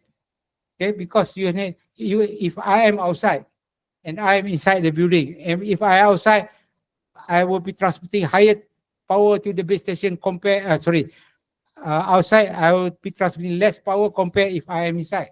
Because when you are inside, the signal you receive less, you have to increase the power and so on. Okay, so that's the thing. Okay, for I think okay, for the higher band in future, you talking about, you have to have more element can be in place there. Another thing in the research term that you investigate, especially in the tropical area like us, is the weather. You go above 10 gigahertz, the weather rain has some effect, like what you see Astro just now in KU band. That's why in Malaysia, we only have limited band for 5G, because other bands in C band are used for satellite. you imagine that because we are dependent on C-band. Like in some country, there are not much rain over there, but they don't require much. That's why they can have more spectrum in 3G below 10 gigahertz. Because below 10 gigahertz, wavelength is much bigger than raindrop. So no problem, you can pass through. When you go to higher than 10 gigahertz, your wavelength becomes smaller. The raindrop is comparable, they attenuate. This is something that maybe need to be studied also in the tropical region, how to mitigate this effect and so on. Okay. Beside antenna, propagation also one of the areas to be done. Because before in UTM, we have done a lot of research on the rain attenuation, especially on the terrestrial link point. We have some funding for it to investigate. Important to investigate because we are localized, we are in tropical region. The weather is very high, especially also, you're talking about the backhaul and so on. Okay, thank you. Okay, thank you, Prof. Our next question is from the online participant. His name is Muhammad Najib Muhammad Yassin. His question is, when will we using the millimeter wave frequency? How we are going to tackle the short transmission of 3.5 gigahertz at millimeter wave frequency? And finally, what do you think about reconfigurable intelligence service, RIS? Okay. Can I repeat again? The first question is when will we using the millimeter wave frequency, the 5G? Okay. So you can see that the spectrum for 5G already is 3 band. That's why originally in Malaysia we already have allocated those band that been set to in for the 5G. That means 700, 3.5, and millimeter wave. And this band before being given to DMB has a single wholesale network before. But I think after that, maybe the regulator take back the millimeter wave. They focus more on 700 and even 3.5 before given to 200 band to one service provider, the single wholesale network. But now, since we at least need to have 100 megahertz, then you take back 100 megahertz. That's why we have another telco there. And the millimeter wave band at the moment is not yet been open for the usage, because millimeter wave advantage there is a very broad band there. They have about 1,600 megahertz of spectrum there, compared to the current in Malaysia we have only 200. But the drawback of that, only they have a small coverage. That means we only if you want to have a continuous coverage, you need to have more base station and on that one. But soon I think they will be open for the need for that purpose. It can be very important for localized application because of the coverage within that limited. That's the first question. Second question. How we are going to tackle the short transmission of 3.5 gigahertz and millimeter wave frequency? Okay. Basically, 3.5 we cannot we don't say it's short, because it's a bit similar to what 2.6 have. Only thing is a bit higher than, of course, the current. But in the 3.5 with 5G capability, you can do beam forming, beam steering, you can focus. Instead of 4G, for example, the same power, you can cover a given area or sectorize of that. But with 5G, with the beam forming, you can even extend further from that. And the 3.5 is the most important band ecosystem and commercially available already there. That's why very important band for that you're considering for the, of course, millimeter wave in terms of device, in terms of not yet mature as what 3.5 have. But of course, 3.5 is good enough. That's why very, very important band that we have. That's why we are looking into the band that we have now between satellite and mobile to reduce further, because we can utilize the band. And even the current technology that they have now in release 17, release 18, they call red cap, reduced capability, where they incorporated in the 3GPP, where we can have the device with even 20 meg. We have 10, 20 meg, even they call red cap. Even 5 meg and so on can be used for the what you call like CPE, and why they reduce the spectrum to that? Because the cost of the device, the chipset will be less. That is what they are improve further into that. Okay, but of course, millimeter wave, yes. One is the technology side is still not mature as what 3.5 have, and then the second thing, of course, the coverage and so on. Even they have a large capacity over there, but soon they will be need. That's why when you move further to 6G, it's still important below 10 in WRC 23. They also considering 6 gigahertz, 7 gigahertz band. Because below 10 gigahertz very important because of the coverage. Even some part of the KU band, 10 or 14, also be allocated. Like I show in the slide, we can have the 6G can be looking into that band as well in the above 10 gigahertz. Okay. Ada question? Habis? Okay, we have one final questions because we are quite limited in time. But Okay. I'm going to allow the last final questions from Irene Kong.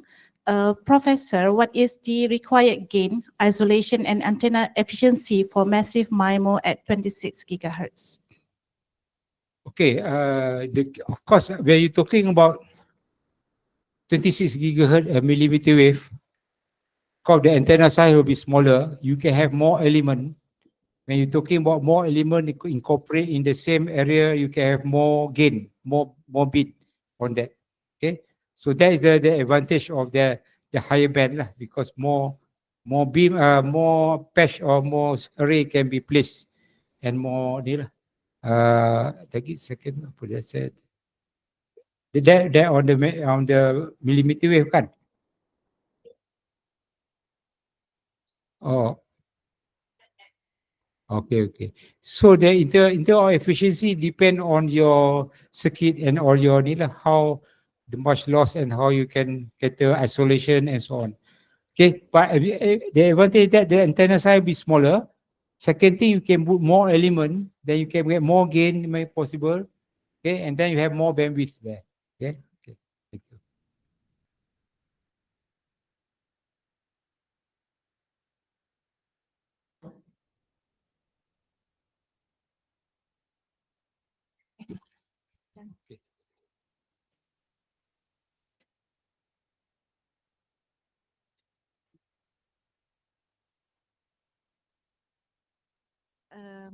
Thank you, Prof. Dr. Tharek, for addressing the questions and sharing your expert insights.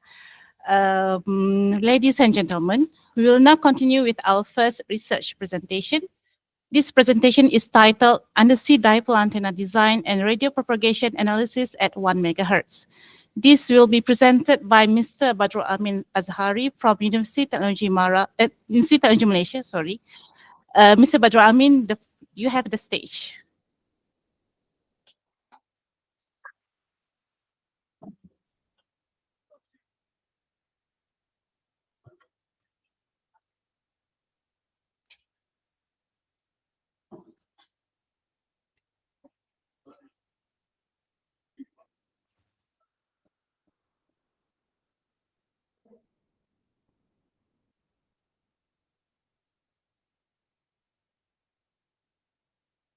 Alright. Assalamualaikum warahmatullahi wabarakatuh. And good afternoon, everyone, here physically and in online sessions. The title I'm going to present is Undersea Dipole Antenna Design and Radio Propagation Analysis at 1 megahertz. My name is Badrul Amin bin Azahari. My supervisor is Associate Prof. Dr. Kamilia Kamadin and also Professor Dr. Yoshihide Yamada. The outline for the presentation is Introduction, Antenna Design in Water at 1 megahertz, Antenna Capsule Design for Seawater Use, Radio Wave Propagation Evolution at Undersea Condition, and also conclusion.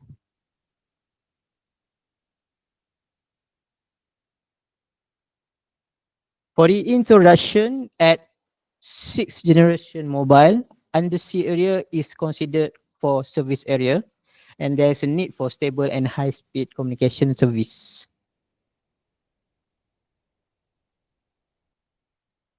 Wireless media used in sea typically is acoustic, visible light, and EM wave. So we choose the EM wave because of the no surrounding noise and large attenuation in seawater, where the electric wave can achieve reliable communication, and to escape large attenuation, 1 megahertz is selected for the frequency.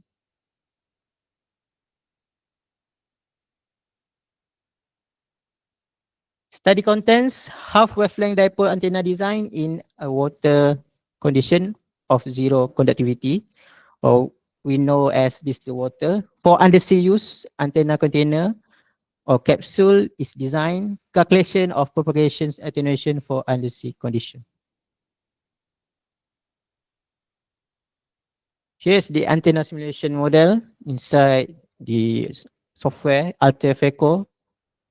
The half wavelength dipole antenna, where the antenna is placed inside a water of zero conductivity, which is distilled water, with permittivity around 81 and the conductivity of 0. On the right side is antenna with capsule for seawater use, where the antenna is placed inside a capsule filled with distilled water, and the surrounding is seawater at 4. The conductivity is 4. Here's the simulation parameters. The simulator AlterFeco frequency at 1 megahertz. The underwater wavelength is around 33 meter, and the antenna length is 16 meter. So because of the low frequency, the length is quite long. Here's the antenna impedance for the inside distilled water, surrounding distilled water. The length that were chosen is at 60 meter because of this is the most resonance impedance that we get at 7 ohm, around 7.9 ohm. Inside the FECO simulator software, this is the new field distribution in distilled water. This is the electric field, where at the end of the antenna, here the upper and the lower, the charge, positive charge and the negative charge are appeared. So you can see the characteristic of the where the diverge and the converge characteristic. Also, the same situation is happen at free space operation. And here is the pointing vector, where the electric power is diverging or spreading cylindrically from the antenna.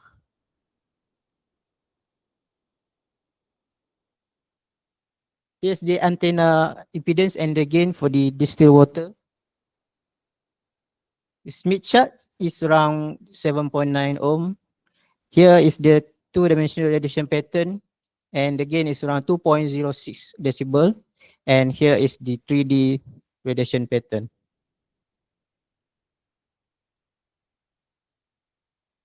For seawater, the near field distributions for electric field. So you can see here is the capsule filled with distilled water. Inside here is the antenna surrounding by the seawater. So the capsule wall don't disturb the electric field. It behave normally as it should. And also the pointing vector did penetrate the capsule walls successfully well.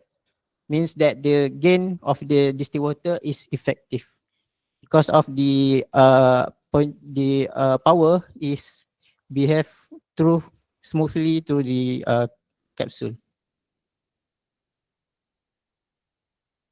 Here is the antenna impedance for seawater. So around 1.3 ohms at 1 megahertz because of the high permittivity. There is going to be a mismatch between because of the difference conductivity within the distilled water and the seawater conductivity. Here's the antenna propagations. So here is the antenna positions at 0 meter. We can see at the around the propagation of the antenna is spreading around until 10 meter.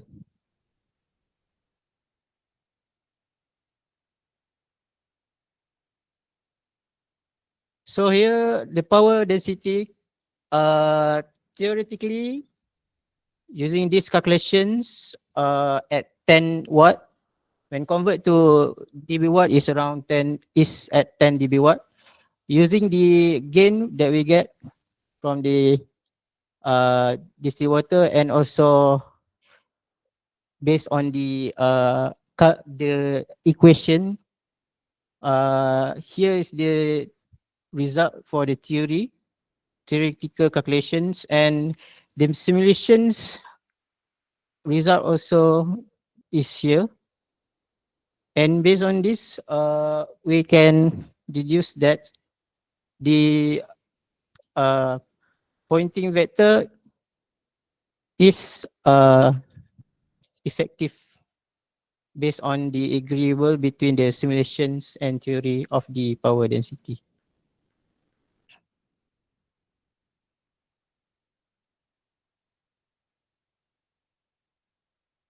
So for the conclusions, half wavelength dipole antenna design for undersea use at 1 megahertz.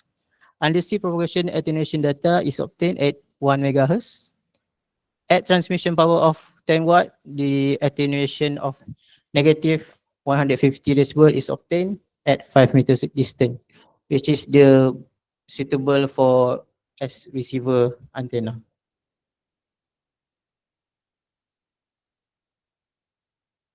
That's all for me. Thank you.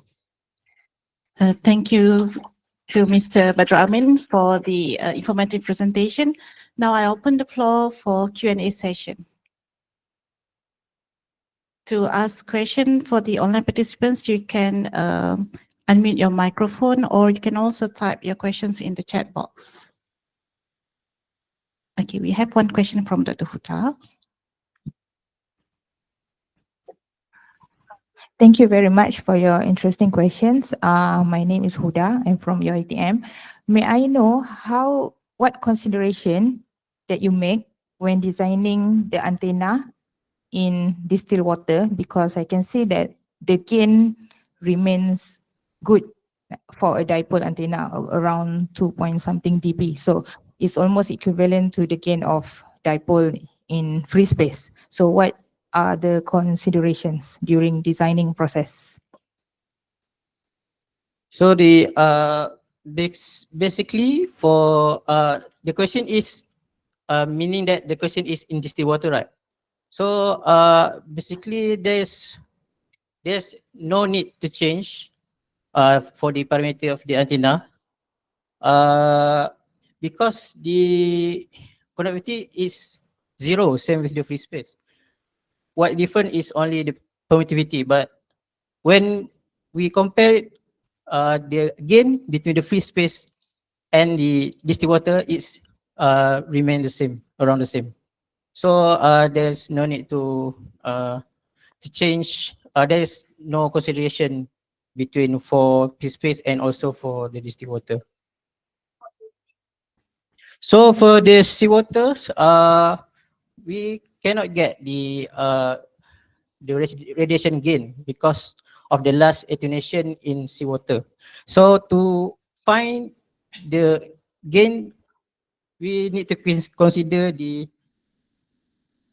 power density. So as you can see, if the power density are agreeable with the theoretical, and you can see the value between each other is closer, we can deduce that the gain is effectively function.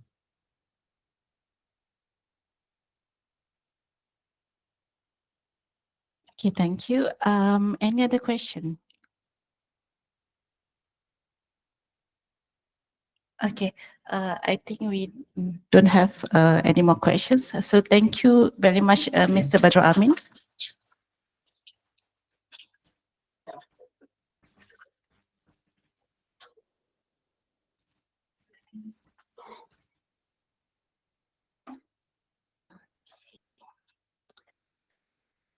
Okay, ladies and gentlemen, we will now proceed with our second research presentation.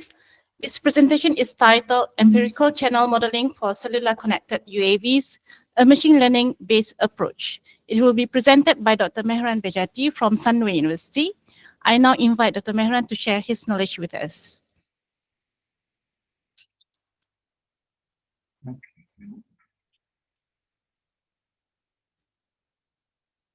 Hello, everyone. Good afternoon. First of all, thanks to the AP technical chairperson and members for providing this opportunity for me. And I'm very pleased to present a brief summary of one of our research, especially front of Prof. Tharek. It's my pleasure to present this here. It's actually my second time presenting in front of Prof. Tharek. The first time was my Viva PhD back in 2017, and Prof was my external supervisor. All right, so my name is Mehran. I am currently working as a lecturer at the School of Engineering, and before that I done my PhD and postdoc at UKM. So the results I'm going to present is actually some part already have been done at UKM, and the rest, the second part is continuation of that we are doing at Sunway. So I'll start first with the need of reliable UAV communication. Then the first part is 2D channel modeling, and the last part is 3D channel modeling. So let me to tell you how. Oh, yes, sure. So, is it loud enough now? All right, great. So, how the story began? Actually, the project that we started back to 2021 during the pandemic. That's why you can see that all of us wearing masks.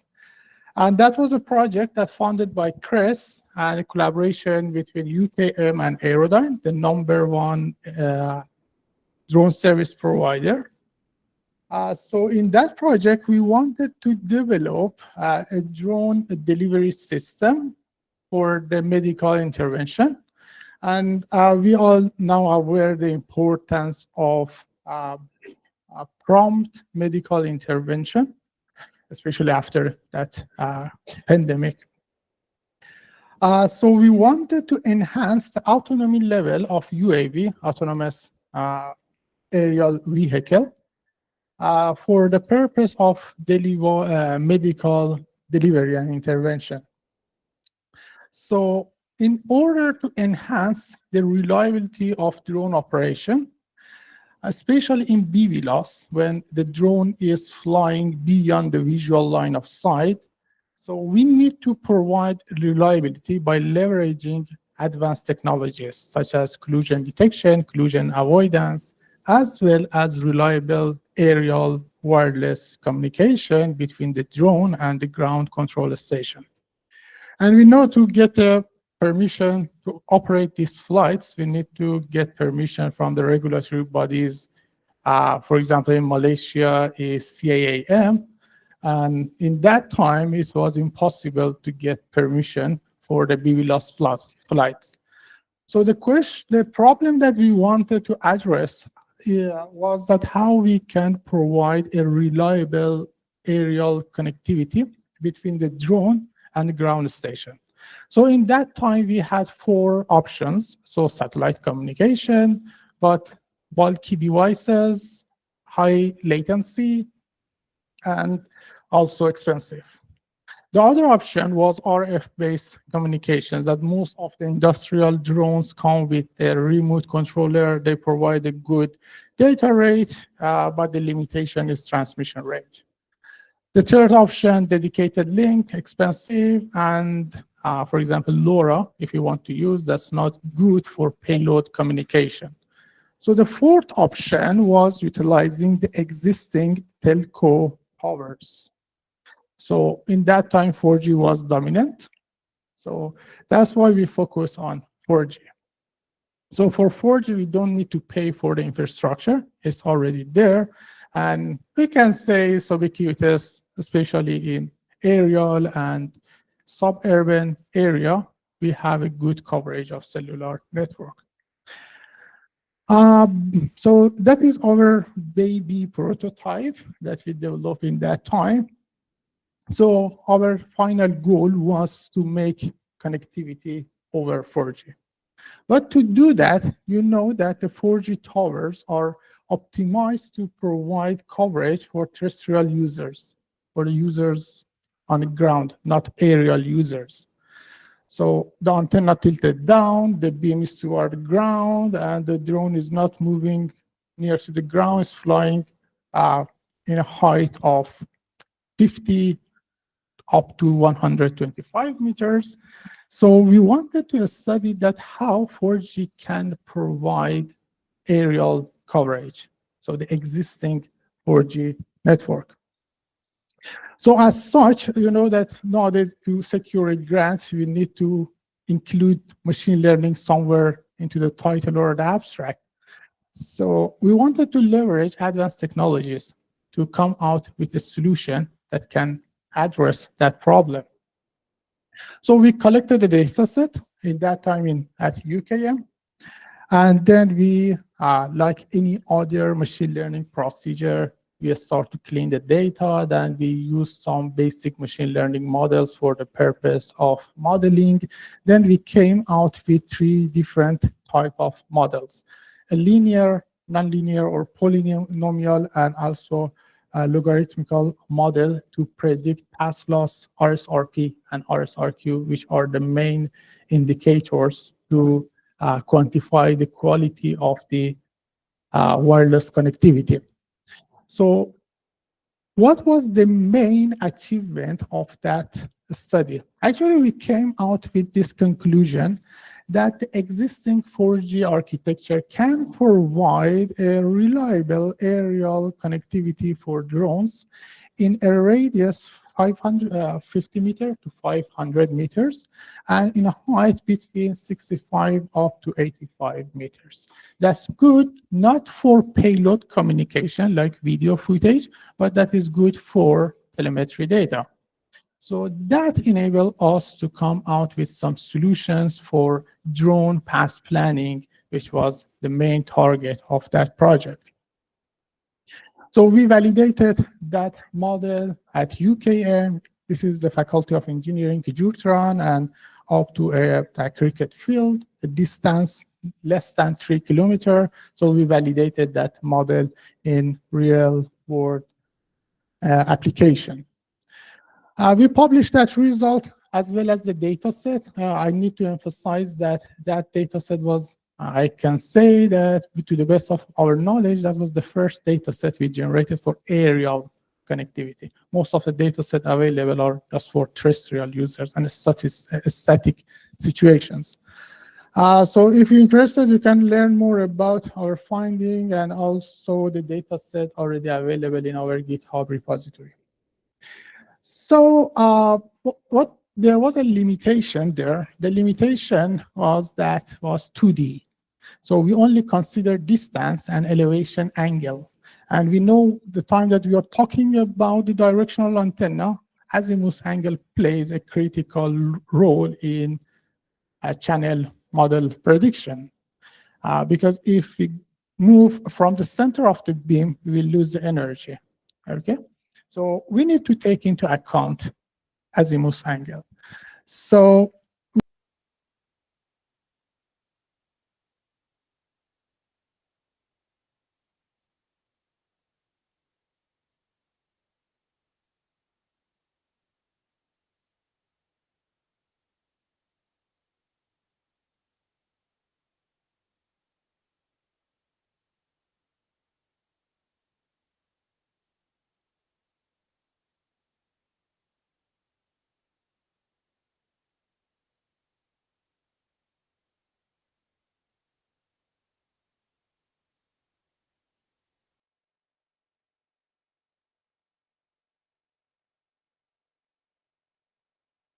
to collect that data set for 27 flight hours. And we came out with a sample around 100,000 samples, which is incredible. So no one collected that data because that's very expensive to collect such data. So this is the drone that we used to collect the data. I remember during one of the flight, the drive test, an eagle attacked to the drone. I don't know for what reason. Maybe we fly in that eagle's territory. After collecting that data set again, we use Pandas, one of the Python libraries, to filter out the data. I spent around maybe more than 1 month to filter out the data, and then I shortened the data set from 100K to 21K, which is absolutely very clean data. Ready for the purpose of training, and then we came out with some models, and then again we validated in a long distance. That time, this result shows from Sriputra to UKM, which is around 10K, and finally, towards the end of the project, we validated in a very long distance, 100 kilometers from Sekinchan towards north.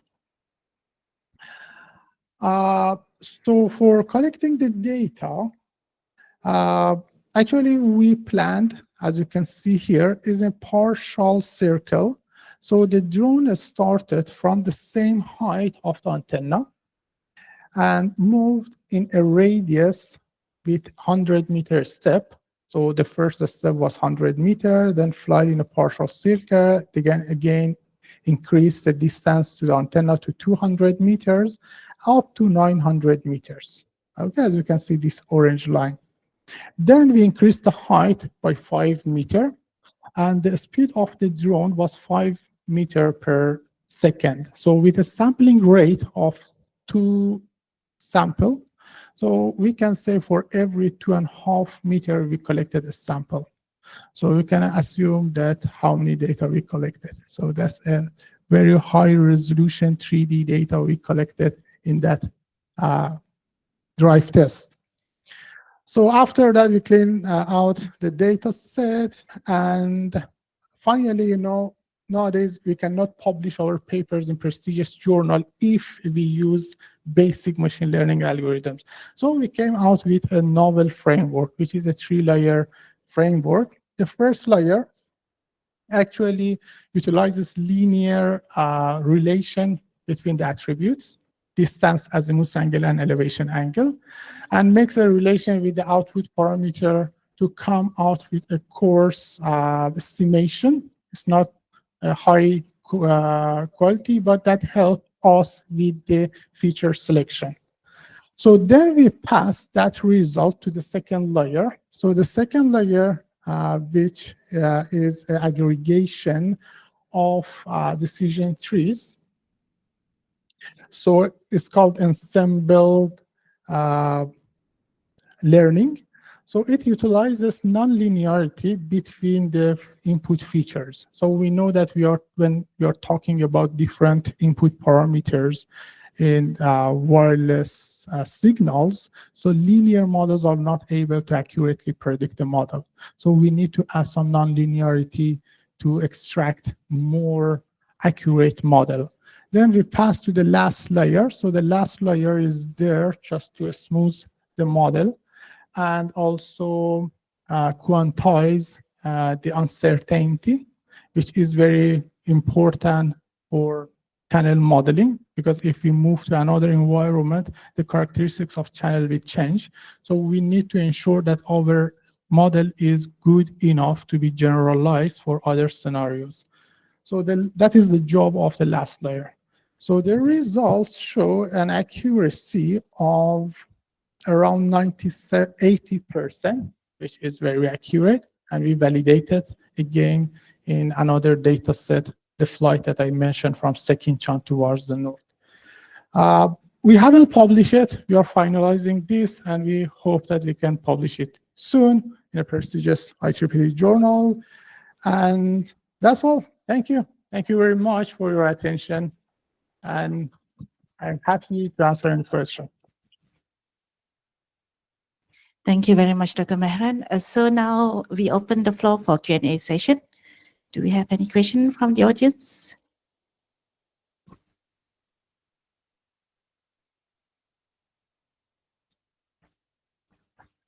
This is Yamada. Thank you very much. Interesting presentation. From your presentation, I'm not sure what is radio link configuration. Please once more explain. Radio link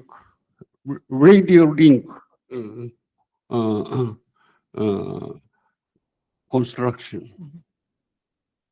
So for the radio link, actually we utilize this at the edge of the main loop. We relied on that. So as there well as is the a side lobes. drone, Yes. and mobile user and base station.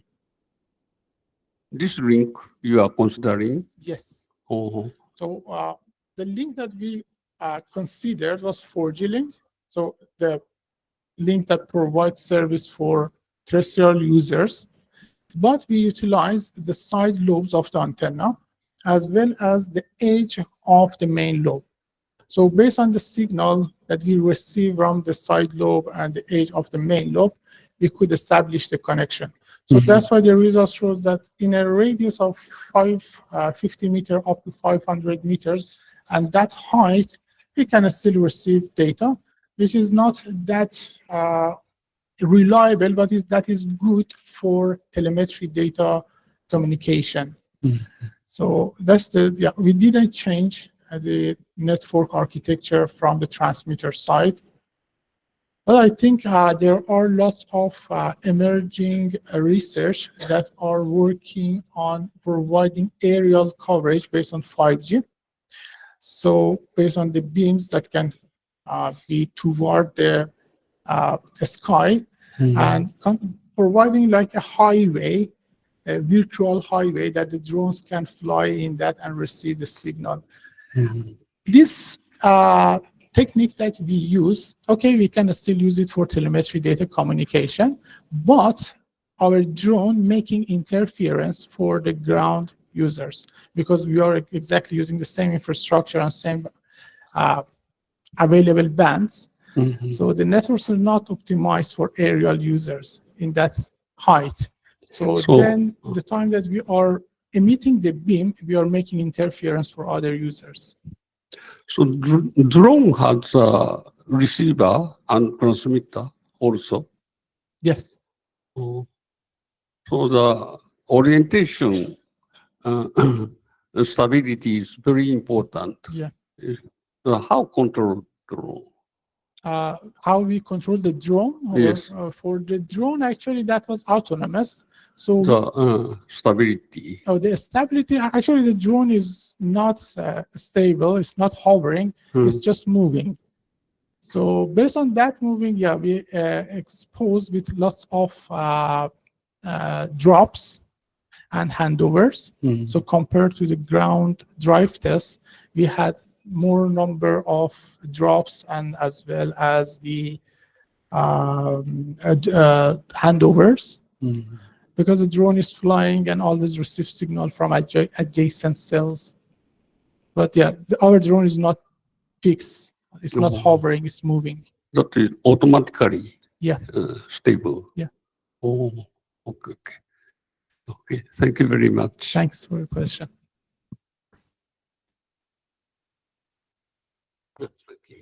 Thank you, Prof. Yamada, for the patience, and thank you, Dr. Mehran, for answering the questions. Okay, I think we can allow this one questions because we are a little bit behind of time. So thank you, Dr. Mehran, for the very informative presentation.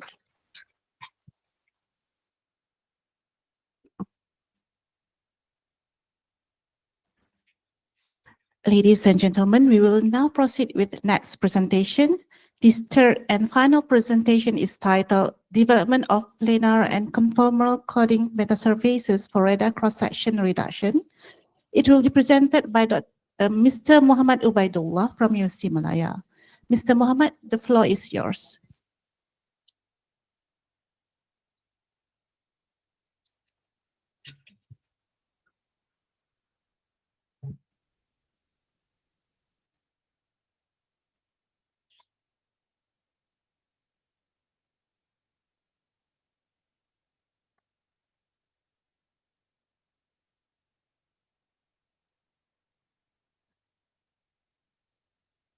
Assalamu alaikum, and thank you very much for giving me the opportunity. My topic for my PhD studies is development of planar and Corning metasurface for radar cross-section reduction. And these are my supervisors, Dr. Arif bin Uthman and Dr. Tharek bin Abdul Latif.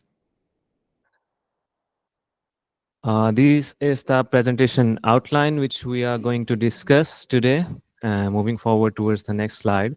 So because we are dealing with the radar cross-section reduction, so the first question that comes into our mind that what is stealth?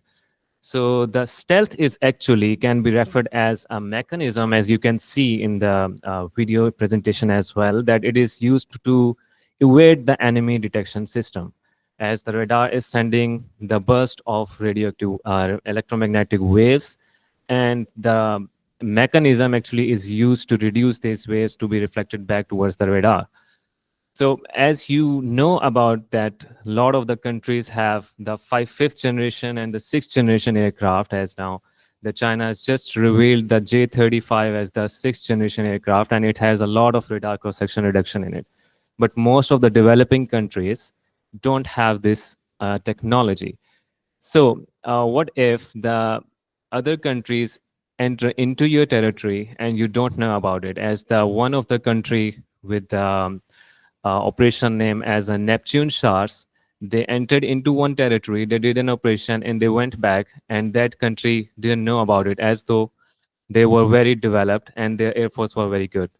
So if the radar cross section is too high, then your radar system is not going to detect it.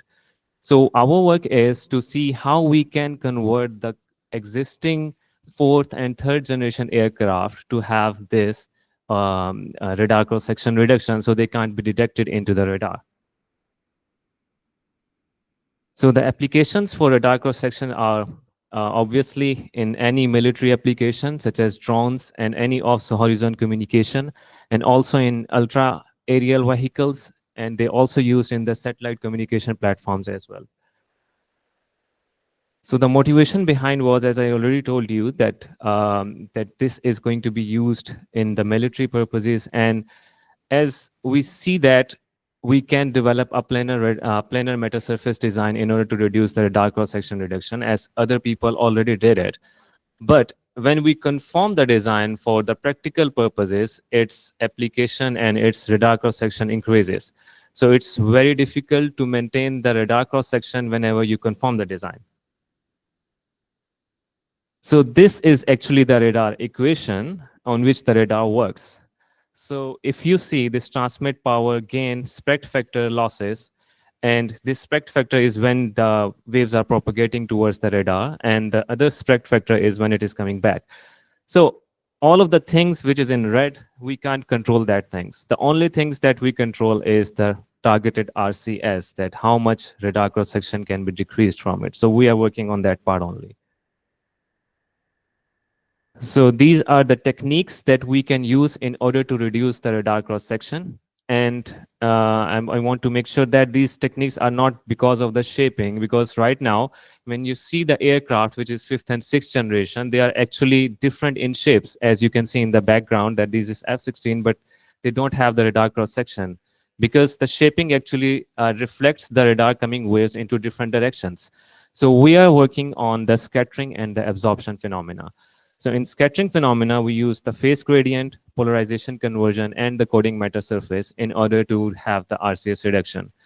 And absorptive metasurface, we are going to use absorptive metasurface only for the conformal surfaces, because whenever we conform the surface, the radiation efficiency propagates. So our problem was to achieve 20 dB RCS reduction. So 20 dB means that we are going to reduce almost 99% of the radar waves that is coming towards the aircraft. So the 10 dB reduction is already there. So, but we are working on the 20 dB reduction so that it is actually going to be mitigated from the radar system. So we are going to use certain optimization techniques, and also our work is going to be stable for both the monostatic and the bistatic conditions. And there are certain challenges for the conformal metasurfaces, but we are working on that right now. So our contribution for the work is going to be, as we said that it's going to be 20 dB reduction, and also the proposed metasurface is going to be conformed for our surfaces. So if you see this Boeing aircraft, it has a radar cross section of almost 100 meters square. So what if we reduce it 20 dB? It's going to be 1 centimeter square, which is equivalent to a 1 B. So the radar is going to detect that there is certain bird or certain bee is moving around into the environment. So this is certain literature reviews which we want to show that these are the type of the metasurfaces that certain people have already developed, which is actually achieving 10 dB RCS reduction. But these all metasurfaces usually are bulky in nature, and they cannot be conformed. But their radar cross section is 10 dB, but with passage of time, with the advent of time, the radar technology is also increasing. So the 10 dB reduction is not advent now. So we need to move towards 20 dB. But this design, if you see, which is in the yellow part, they have a black part in it, which is the resistive part. They actually worked for the 20 dB reduction, but this resistive part actually creates a heat onto the metasurface, which is actually detected by the heat detectors as well. So it's not feasible for the practical use as well. This is another coding-based element which are used in order to get that 10 dB reduction. So the research gap is going to be the wideband low RCS, because the bandwidth is very important also, and 10 dB reduction and 20 dB reduction for the planar design, and the last one is the conformal metasurface. So in order to design the conformal metasurface, the main thing is that which substrate we are going to use. So the first substrate is the Rogers one, which we actually opted in order to have this practical design, which have a permittivity of almost 2.2. And the other two substrates can also be used because they have a flexible structure, so we can conform it as well. So these are the three actually substrates which can be used in the metasurfaces in order to get the RCS reduction in conformal surfaces.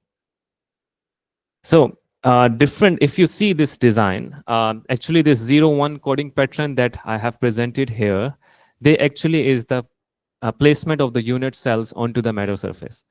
So they are actually getting the RCS reduction if you see the third design, but you see the 3D scattering pattern, they are not getting the scattering of the 3D of the incoming waves. So when we check it for the oblique incidences, then it is not going to work. So we need to have an efficient design that can actually maintain this RCS reduction for the oblique incidences as well. So there are certain methods that other people have proposed, which is array pattern synthesis with particle swarm optimization, and there are certain random sequences. But I don't think so they are going to be most efficient, because we have checked these patterns, and these patterns are having a low bandwidth for the RCS reduction. These are special 0-1 coding, and there is one genetic algorithm with nonlinear fitting method. If you see the RCS reduction curve, it is very narrow, and the 10 dB RCS reduction is not maintained for the whole frequency band. So this is actually our results for the design that we made. And you can see that this is the 1-bit result design, and in this result we achieved the 10 dB reduction, and it's also working for the oblique incidences.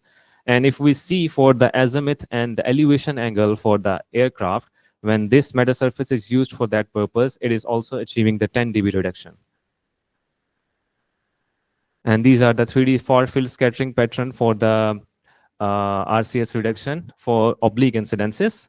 And you see this is the fabrication and the measurement of our metasurface design, and we also measured in the MJIT for the RCS reduction, and it's all actually experimental, and the simulation results are in good agreement with each other. This is how we conform the design. If you see, we actually worked for the conformal design. Our first part is to check the conformal design for 30-degree conform. But for till 60 degree, the conformity of the RCS reduction is not maintained. We actually worked for the 2-bit design as well, but because of certain limitations, I wasn't able to present you there right now because for shortage of the time.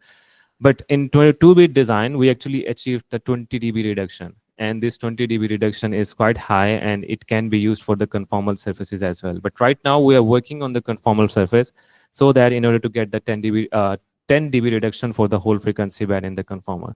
So in conclusion, the 20 dB reduction, it can be achieved by our design, maintaining a 99% reduction for the radar waves, and the metasurface optimization we done by hidden trial method. We didn't use any algorithm for that because we have a limitation of the simulation. Because whenever we move towards the simulation part of it, it requires almost 5 to 6 days for 64 GB RAM. But if we increase the RAM till 128 GB, it may come to 3 days. So one simulation required 3 days, and if we use any proposed algorithm, then we need at least 250 iterations for that. So it will take a lot of time. So that's why we propose our own work. So on a metasurface design. So right now we're working on the conformal metasurface design, and hopefully we'll be able to achieve that as well in the short time. And that's all. These are the references that we use. And thank you. If you have any question, you can ask.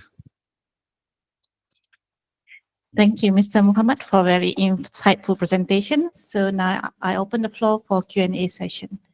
Is there any question from the audience? My name is Izdri. So I just want to ask, from your point of view, why you think metasurface is better than radar absorbing material? Yeah, right. Yeah, actually, the radar absorbing material, as you know, its footprints back in World War I, when the Germany also used the radar absorbing material, which was, I think, iron ball, with the name of the iron ball. But this radar absorbing material properties deteriorates whenever we move towards the oblique incidences. So that's why right now you see there are a lot of aircrafts, other industries as well. They can work on the radar absorbing material and put that onto the aircraft, which is third and fourth generation, but they're not doing it because its properties are not achievable on the oblique incidences. So that's why we move towards the metasurfaces that can be conformed, and then they maintain their RCS reduction on oblique incidences. Yeah.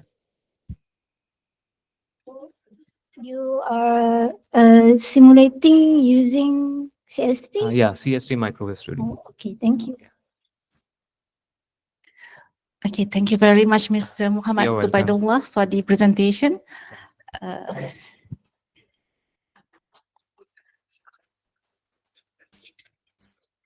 Ladies and gentlemen, we have now concluded all the presentations for today's AP technical meeting. I kindly ask all participants to remain in this meeting as we will continue with the closing session and later on a group photo session. We will now proceed with the presentation of certificates and token of appreciation to our invited speaker and presenters. For that, I would like to invite Prof. Yamada to come forward to present the certificates of appreciation to our speaker and presenters.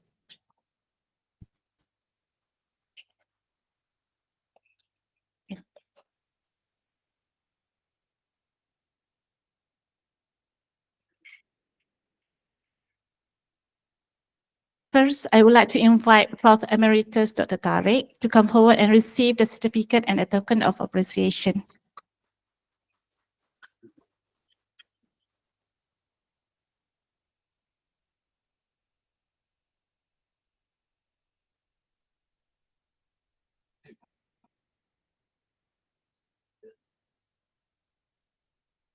Okay.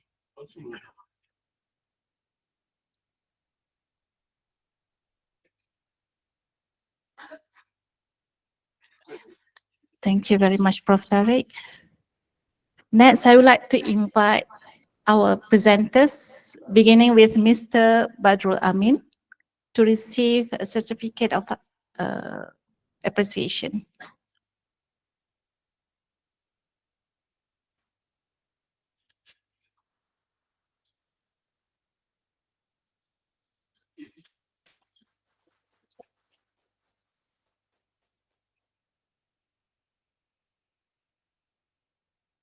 Following that, I would like to invite Dr. Mehran Behjati to come forward.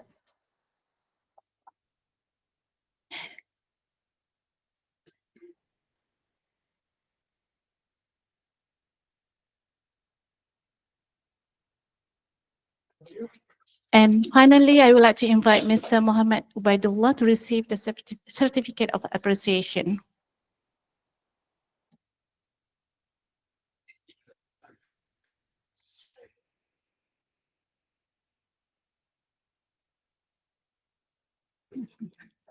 Thank you, Prof. Yamada.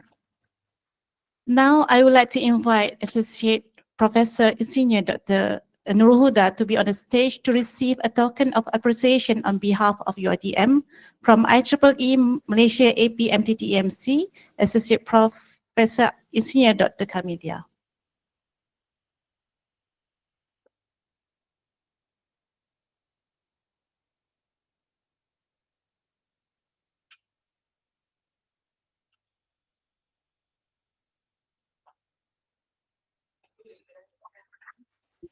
Congratulations to all our recipients.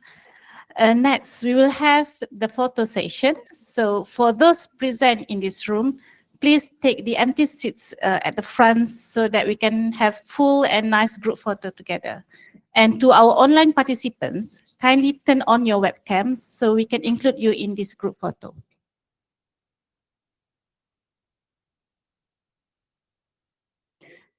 Please fill in the empty seats in front.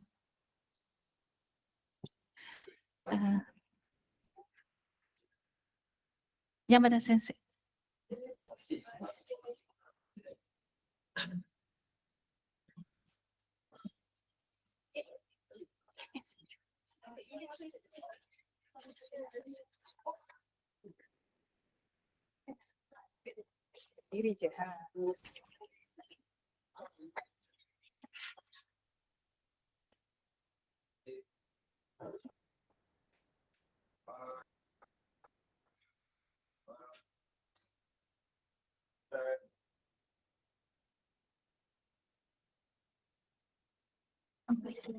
Thank you very much, everyone.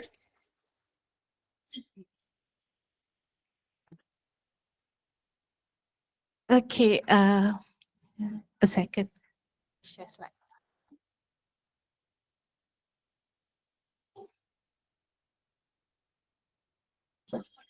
Buka. Okay.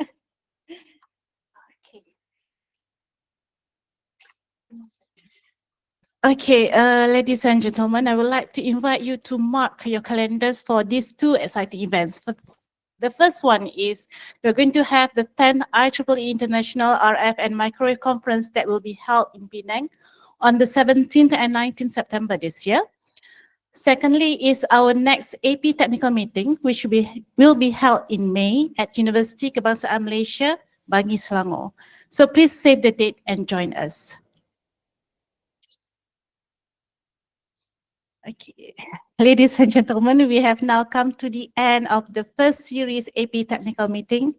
I would like to take this opportunity to express our heartfelt appreciation to all of you, especially our invited speaker, presenters and participants for your active participation and for making this event a successful one.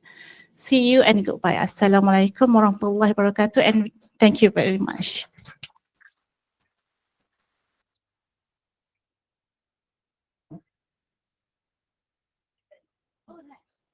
Okay, to all participants in this room, we have lunch in the next. So please welcome.